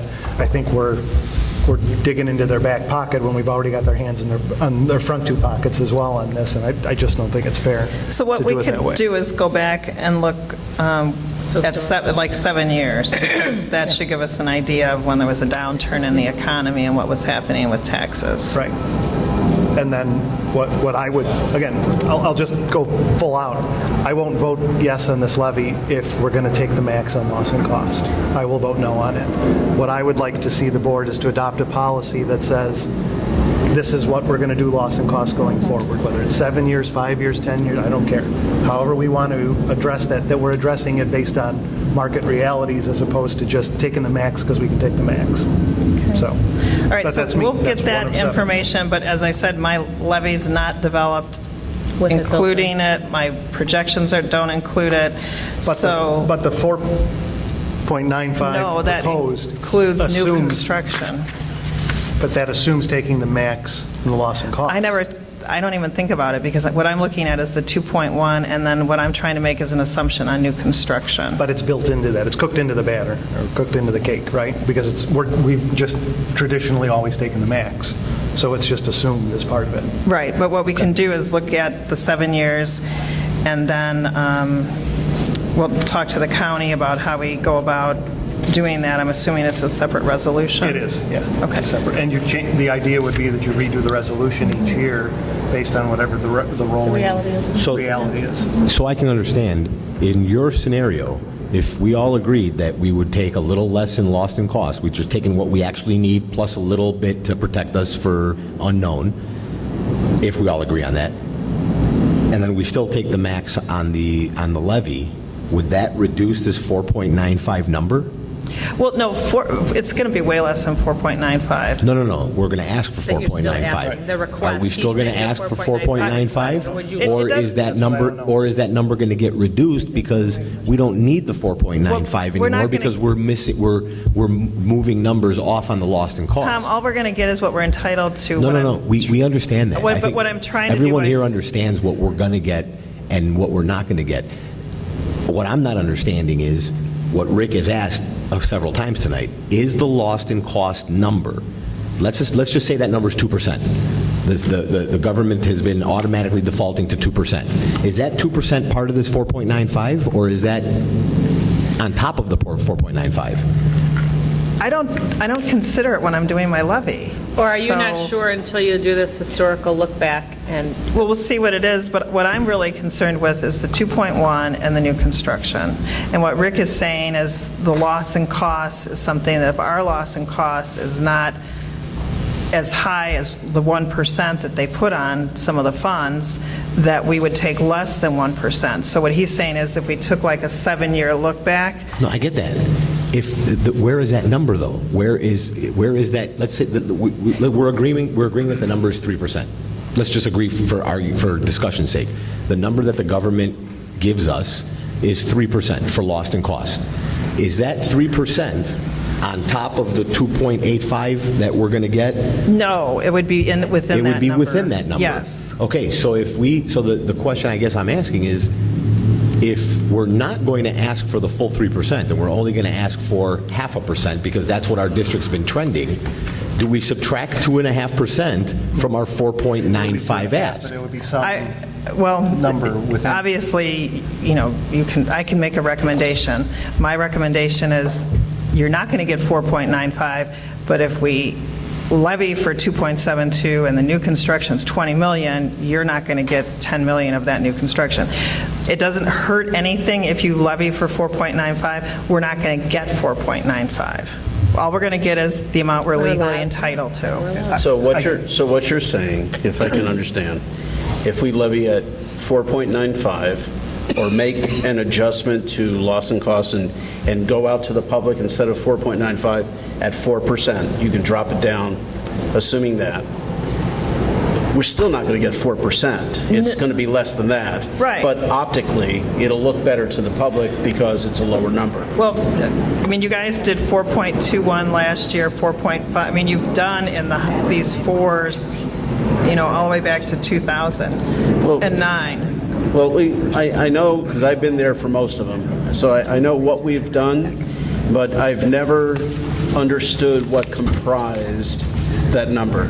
So if you take the 4.95, what I'm going to lead you to perhaps an answer that will help everybody understand this. So if you can tell me that 4.95%, how you came, and it's not a simple calculation, I'm sure, but how did you arrive at 4.95? And obviously, part of that 4.95 is 2.1. You're assuming X% for new construction. That's $10 million. I don't know what 10 million turns into percent-wise. So that gets you to the 2.72, which I'm assuming is what, if we have 10 million in new construction. So 0.6 is about 10 million. Right, but the reason we just over levy is so that we make sure if the new construction was $50 million, that we capture all of it. Okay, so perfect example, 2014, CPI was 1.5. Board approved a levy request of 4.63. We actually received 1.90. Under that scenario, we captured all our new construction money. We didn't lose anything because we asked for the 4.63. Right. 1.9 once it was all shook out. Now, the important question here, that 1.9, do we have, in that 1.9%, do we have extra money? Do we have extra money of lost in cost because the government gave us 3% when we only needed 1%? In that 1.9%, do we actually have a few extra dollars? And if we do, then we need to lower somehow. I mean, I already know the loss, I know how the calculations work, right? It's left to right. So we put our number in, they put the loss and costs in. We tell them to take any money we're not entitled to out of the ed fund, right? So they bring it back down to what we're entitled to. I mean, I know how the calculation works. So in your 1.9, your loss and cost is in there. Our loss and cost is in there as actual or At the three? what the county said. Because here's the thing, Tom, they're going to, I'm just making numbers up right now. If the county says we can levy a max of 5% loss in cost, we're going to get that, regardless of what happened with the AV and all the other, we're going to get that number because we've said we want the max. Well, that's and what- they just take, but then, so regardless of what happens with all the other stuff, that's built into the to the cake at that point. Right. And so if we drop that down by what market reality was for us, that 1.7 or whatever it was might go down by, to 1.68 or something as a result of what we took off. Right. That's it. So what I can do the next time is bring the tax levy sheet for you guys, and I can show you, I mean, you already know, but kind of where it shows up on the tax levy, the actual sheet that I get from the county clerk that shows what the actual tax levy is. And it's by the fund. It's by fund. It's loss and cost is by the fund. Well, and they usually put more on bond and interest, because the county clerk actually sets that tax levy. And they can set it at different rates for each fund, which is what's kind of weird. And so you might have, again, you might have wildly big swings in the grand scheme of things. Again, our budget's big enough that it might actually be real money we're talking about. You're the financial guru. I feel very comfortable taking what we need as a levy to protect ourselves against unknown new construction, and I feel comfortable with Rick's proposal of only taking lost in cost that we can trend for the last several years with a little something built in for potential unknown there as well. Now I guess it's your job to just make that happen. Right, that's what because I don't. And for the board to agree on that. Well, right? so what we One will guy do beefing is about it we'll right look now. back at 7 years if you guys agree, if that sounds good. I'll have Brian pull 7 years and we'll look at what the average was for the 7 years, and I'll bring that to the next meeting. And what I can do is put, or I could take last year's, or I could take this year's, like say, well, okay, maybe I should take last year's and say, well, if we had adjusted the loss and cost to 0.5 from 1, here's the money we would have lost. So, because we know the numbers for last year. Right. So I can kind of show you so you can quantify, oh, it's, that amount of money, because in my opinion, it's better to lower your loss and cost than to not take the full levy. Right. But I guess the other way to look at it is it's not money we lost, it's money that we didn't take from the taxpayers unnecessarily. Right. Which is really the point of it. I mean, I know it's semantics, but for some towns, right, they are not getting. In some towns, their numbers are much higher than ours, and that's why. Or much lower, right, and so they need that lost in cost. Yeah, that's what I mean. Right. So we definitely can look, and then what it would be, is, if you guys all agree, is it would roll each year, depending on what it was, because that amount changes every year. Right. I think we're all interested in having a fair number. And, I agree. And if including that makes it that much more fair, that's reasonable. It's the right thing. Yeah. Okay, so we'll bring that back, okay? And I'll bring the tax bill so you guys can kind of see what that, not the Formula. tax bill, the actual county levy clerk, yeah. that I get from the county. Okay, where were we? Sorry. So I think we already talked about kind of what happens, just in the sake of time. Where are we? We're on the next slide. Where am I? You know what, Luann, if Yes, I can sir. make a suggestion, take your time, because this is an important process, because the next item that would take some time would be Lori's evaluation, and I would rather we do that in totality at another date and take all the time you want on this levy thing. Sure. So, as we talked about, if the levy is set too low, right, that lost money is foregone basically in the first year. However, it compounds significantly in every future year. So this is talking about not taking your full tax levy. So we never can catch up because we're limited to the PTEL, as we've talked, the CPIU. And so what actually happens in the calculation is each year's limiting rate formula under PTEL begins with your prior year's actual tax extension. So that's how it continues to compound year by year. Do you have a copy of the formula? I will show that. Let me just jump down to this slide here.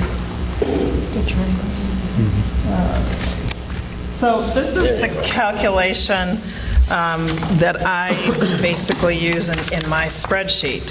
So for this year, we take our extension from the county clerk, the $63,266,000. I times it by the 2016 CPI, the 2.1, that gives me the new extension. Okay?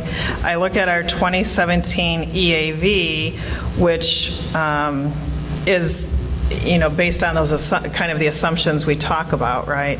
So is our EAV, I have to make decisions on how much do I think the EAV is going to go up. So I used 1% because I want to be very, conservative and not crazy, because if I set the EAV too high, then your projections look like, oh my God, we've got just barrels of money. I assume $10 million in new construction. Last year, we had a little over 11, but, there's been a lot going on in the last few years, and so I just want to make sure we capture that. So we subtract that from the estimate of the EAV, and that gives us our adjusted EAV. So then I take the adjusted extension base, which was, remember, the 16 extension times the 16 CPI, and I divide it by the adjusted EAV, which gives us a limiting rate, okay? So then we take the 2017 rate times the 2017 EAV to arrive at what, my first guess is at what our extension would be for 2017, okay? So, right, the number is based on, we know the CPI, so that is the one known number we know. What we don't know is our EAV going to go up? Is our EAV going to go down? And what's our new construction? So. And how did you come up with 10 million for the new construction? Well, last year we had 11 million, and there's been a lot of activity in this town, and so I know we're probably going to get at least 10 million.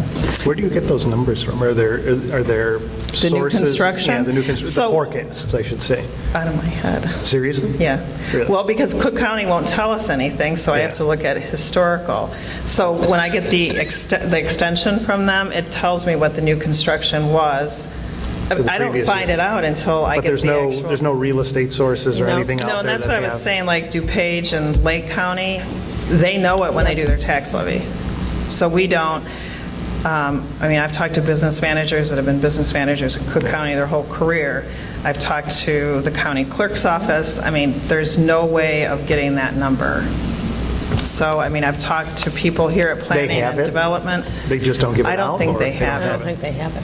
So, it is frustrating when you're trying to do a tax levy.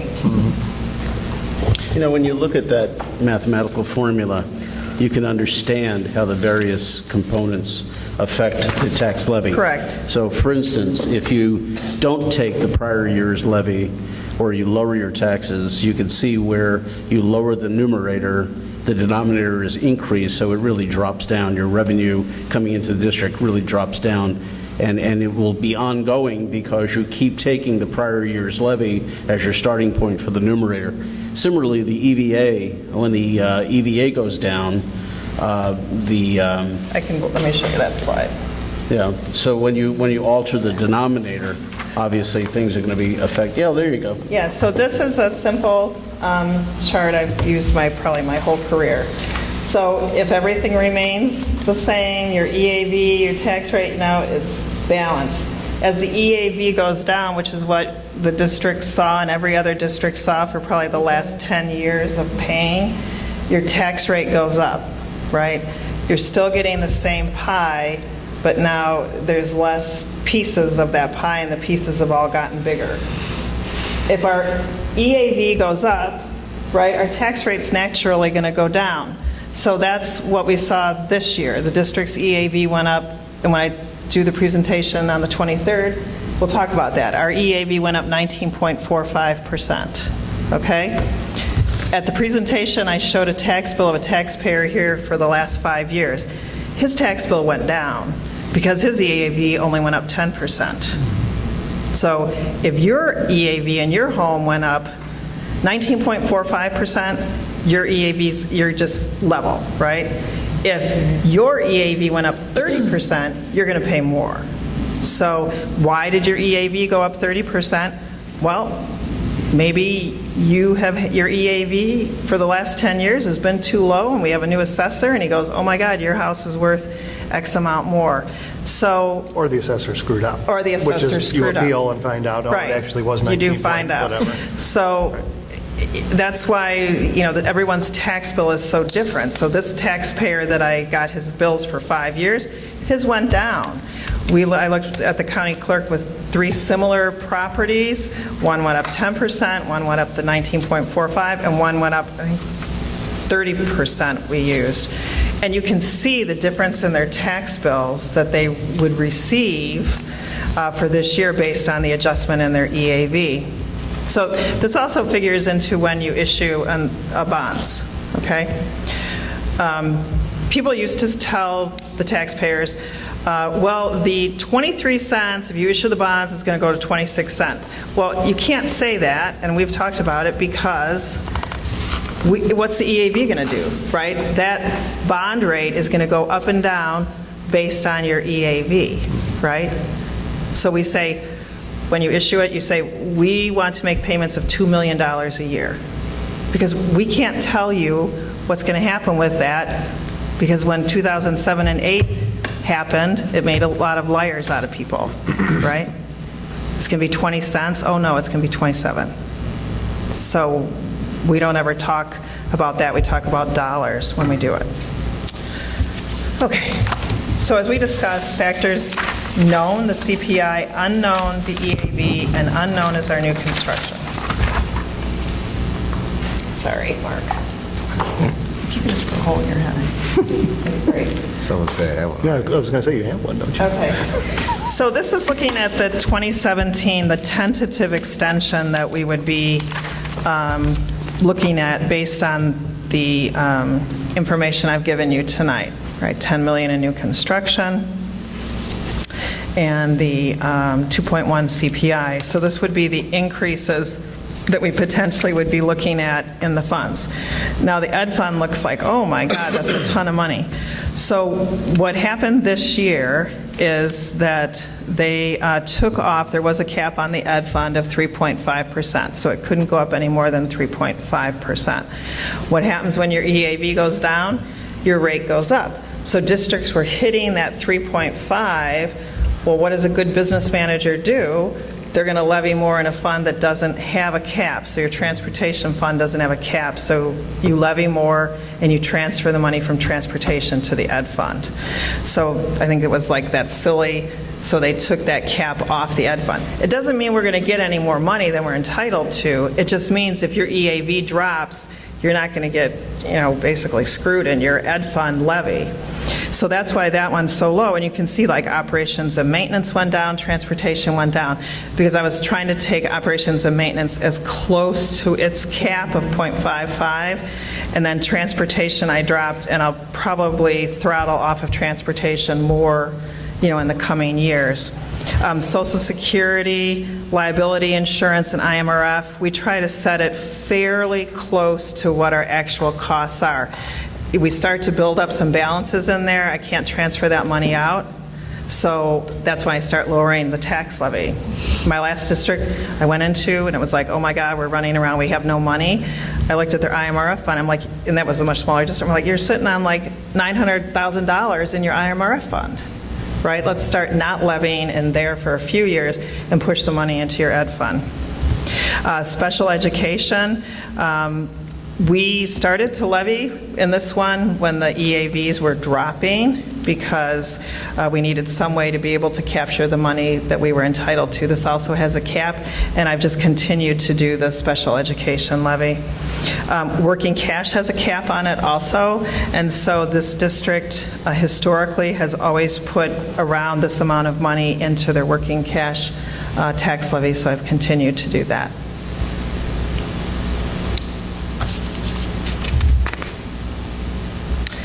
So here's what happened in 2016, okay? So you can see the 2016 total levy, including that loss and costs, okay, and what our actual extension was. So where we always have taken it from, because they, remember, if we levy for 4.95, we're only getting what we're entitled to, but the document I turn in has a higher amount in the Ed Fund, so we don't lose any new construction.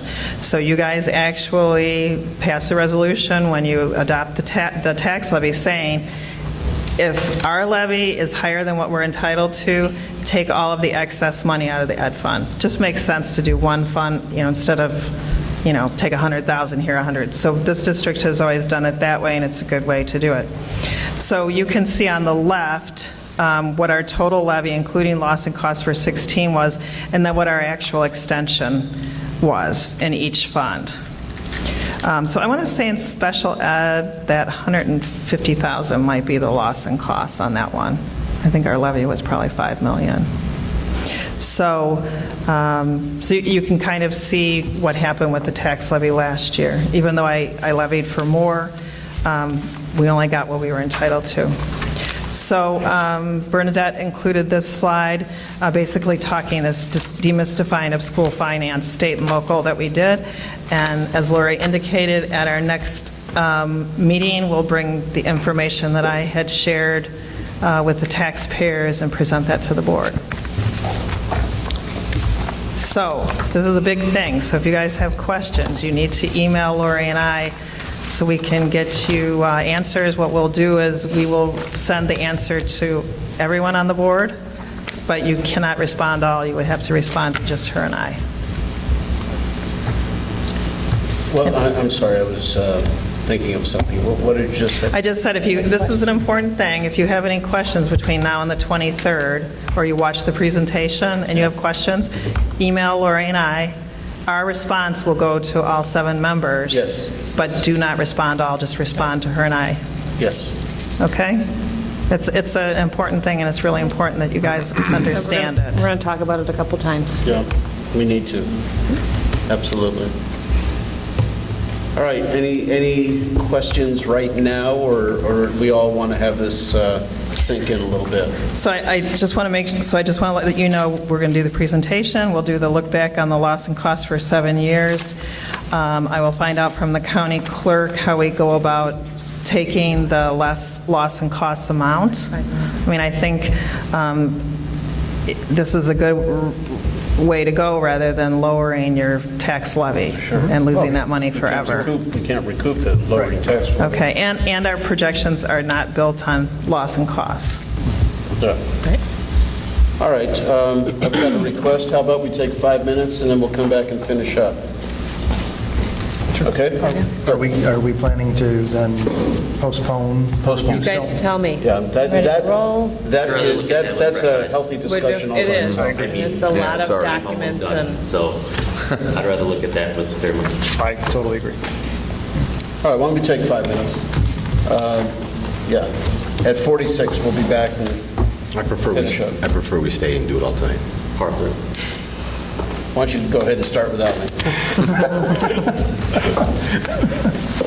Move the discussion of the superintendent evaluation and goal overview to another night.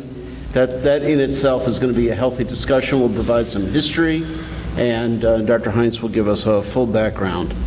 Next item is the approval of the recommended personnel report. It's an action item on page 53 with the action item to end the report located on page 54. It's a very short action item, rather a very short report, and I'm going to go and get up to it. 5 names. Any questions, comments, or heating pads? My God, I'm cold. Yeah, that's what I thought. And if there's no comments regarding the personnel report, somebody would like to make a motion. I move that the Board of Education of Community Consolidated School District 64, Park Ridge, Niles, Illinois, approve the personnel report, noting that the personnel report is based on the recommendation of the superintendent and not upon the board's direct knowledge regarding any of the specific individuals selected for employment. Second? Second. Mark Scott, starting with Fred. Yes. Yes. Yes. Yes. Yes. Yes. Yes. Okay. And that leads us right up to Dr. Heinz. Yes, our next board meeting will be Monday, October 23rd. We will meet at Franklin School.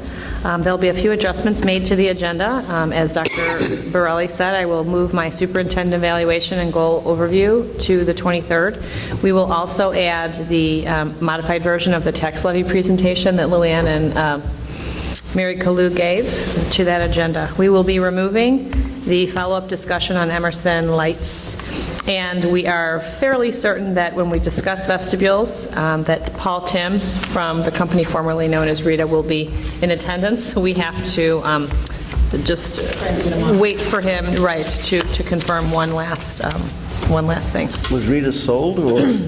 Or did he leave, Rita? No, they were purchased by Yeah, they another were company. purchased by another company. He works for the other company. By Blackwater? I don't remember. I don't remember either. That was a joke. Oh, it's late. My joke-o-meter is not working. It's frozen like everything else in here. It is really cold. What time will the meeting start on the 23rd? We have, at this point, we have nothing scheduled for close, so we would start at 7 o'clock. Fingers crossed it'll But stay if that way. we're going to do your evaluation, we should back that up a little bit. Do you think? Yes. Based on this agenda? Yes. All right. I know. If we're not going to have a close, I'd rather start the meeting earlier and get 6:30? out of here earlier, right? Does 6:30 work for everybody? Okay. I will make that change. As always, we've included FOIAs that we've recently received. You have a memo of information written by Mary Jane Warden in terms of the recommendation for Power School Unified Classroom Assessment and Analytics Systems. And you have the proposal there. And that is it. And that's in the budget this year. We did build it in at the very last minute. She got in at the deadline. And that's all for me. Any other comments by any of the board members? I've got a couple of things. I know it's getting late. I'm gonna throw them out there. We're gonna go fast. And not anything the board needs to vote on, but it's some suggestions for the superintendent and the staff. And Larry, we could take a consensus on it, so that's Okay. fine. I propose to have all new hired teachers, healthcare providers, administrators be introduced to the board at the very next board meeting after their first-time hire into District 64.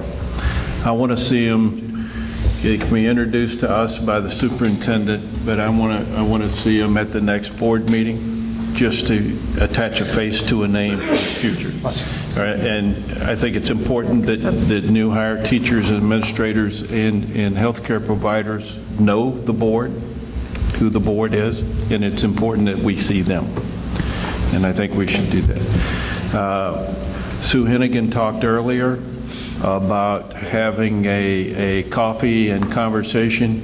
We had talked about that over a period of time, and I think it's a good idea, but I think it's a good idea that for the principals to try to initiate that at each school. And they can do it once. If it doesn't work, if you get a group of people in there that take over the meeting, because it's there to be a two-way conversation and to provide information and to receive input. And if we could initiate that and get it started, I think it would be a nice thing to do. Washington, Stephanie Daly does something similar to that each year already. I don't know if others do. To my knowledge, I don't believe so. And so a couple of weeks ago, I talked about if we have someone that's an employee of District 64, that we have a causal action or termination for cause, that, I know that it was talked about at the next board meeting, but if that next board meeting's not for 2 or 3 weeks, that maybe there should be some type of information provided to the board members prior to the board meeting. Jill, do you want to talk about that one?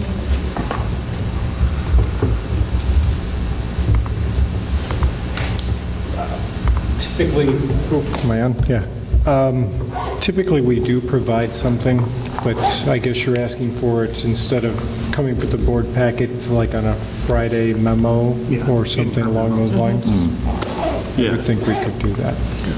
In the one instance that we were talking about, it wasn't a termination for cause, so that's why it didn't come to the board, the conversation that you and I had offline. Right. It didn't fit within those parameters, so that's why the board, didn't receive Right. information on it. But in the future, I would automatically know it doesn't fit in those parameters because we didn't hear about it. You see what I'm saying? Right. If that person, if that person hadn't come to you or someone hadn't come to you, you wouldn't have either way. So, okay.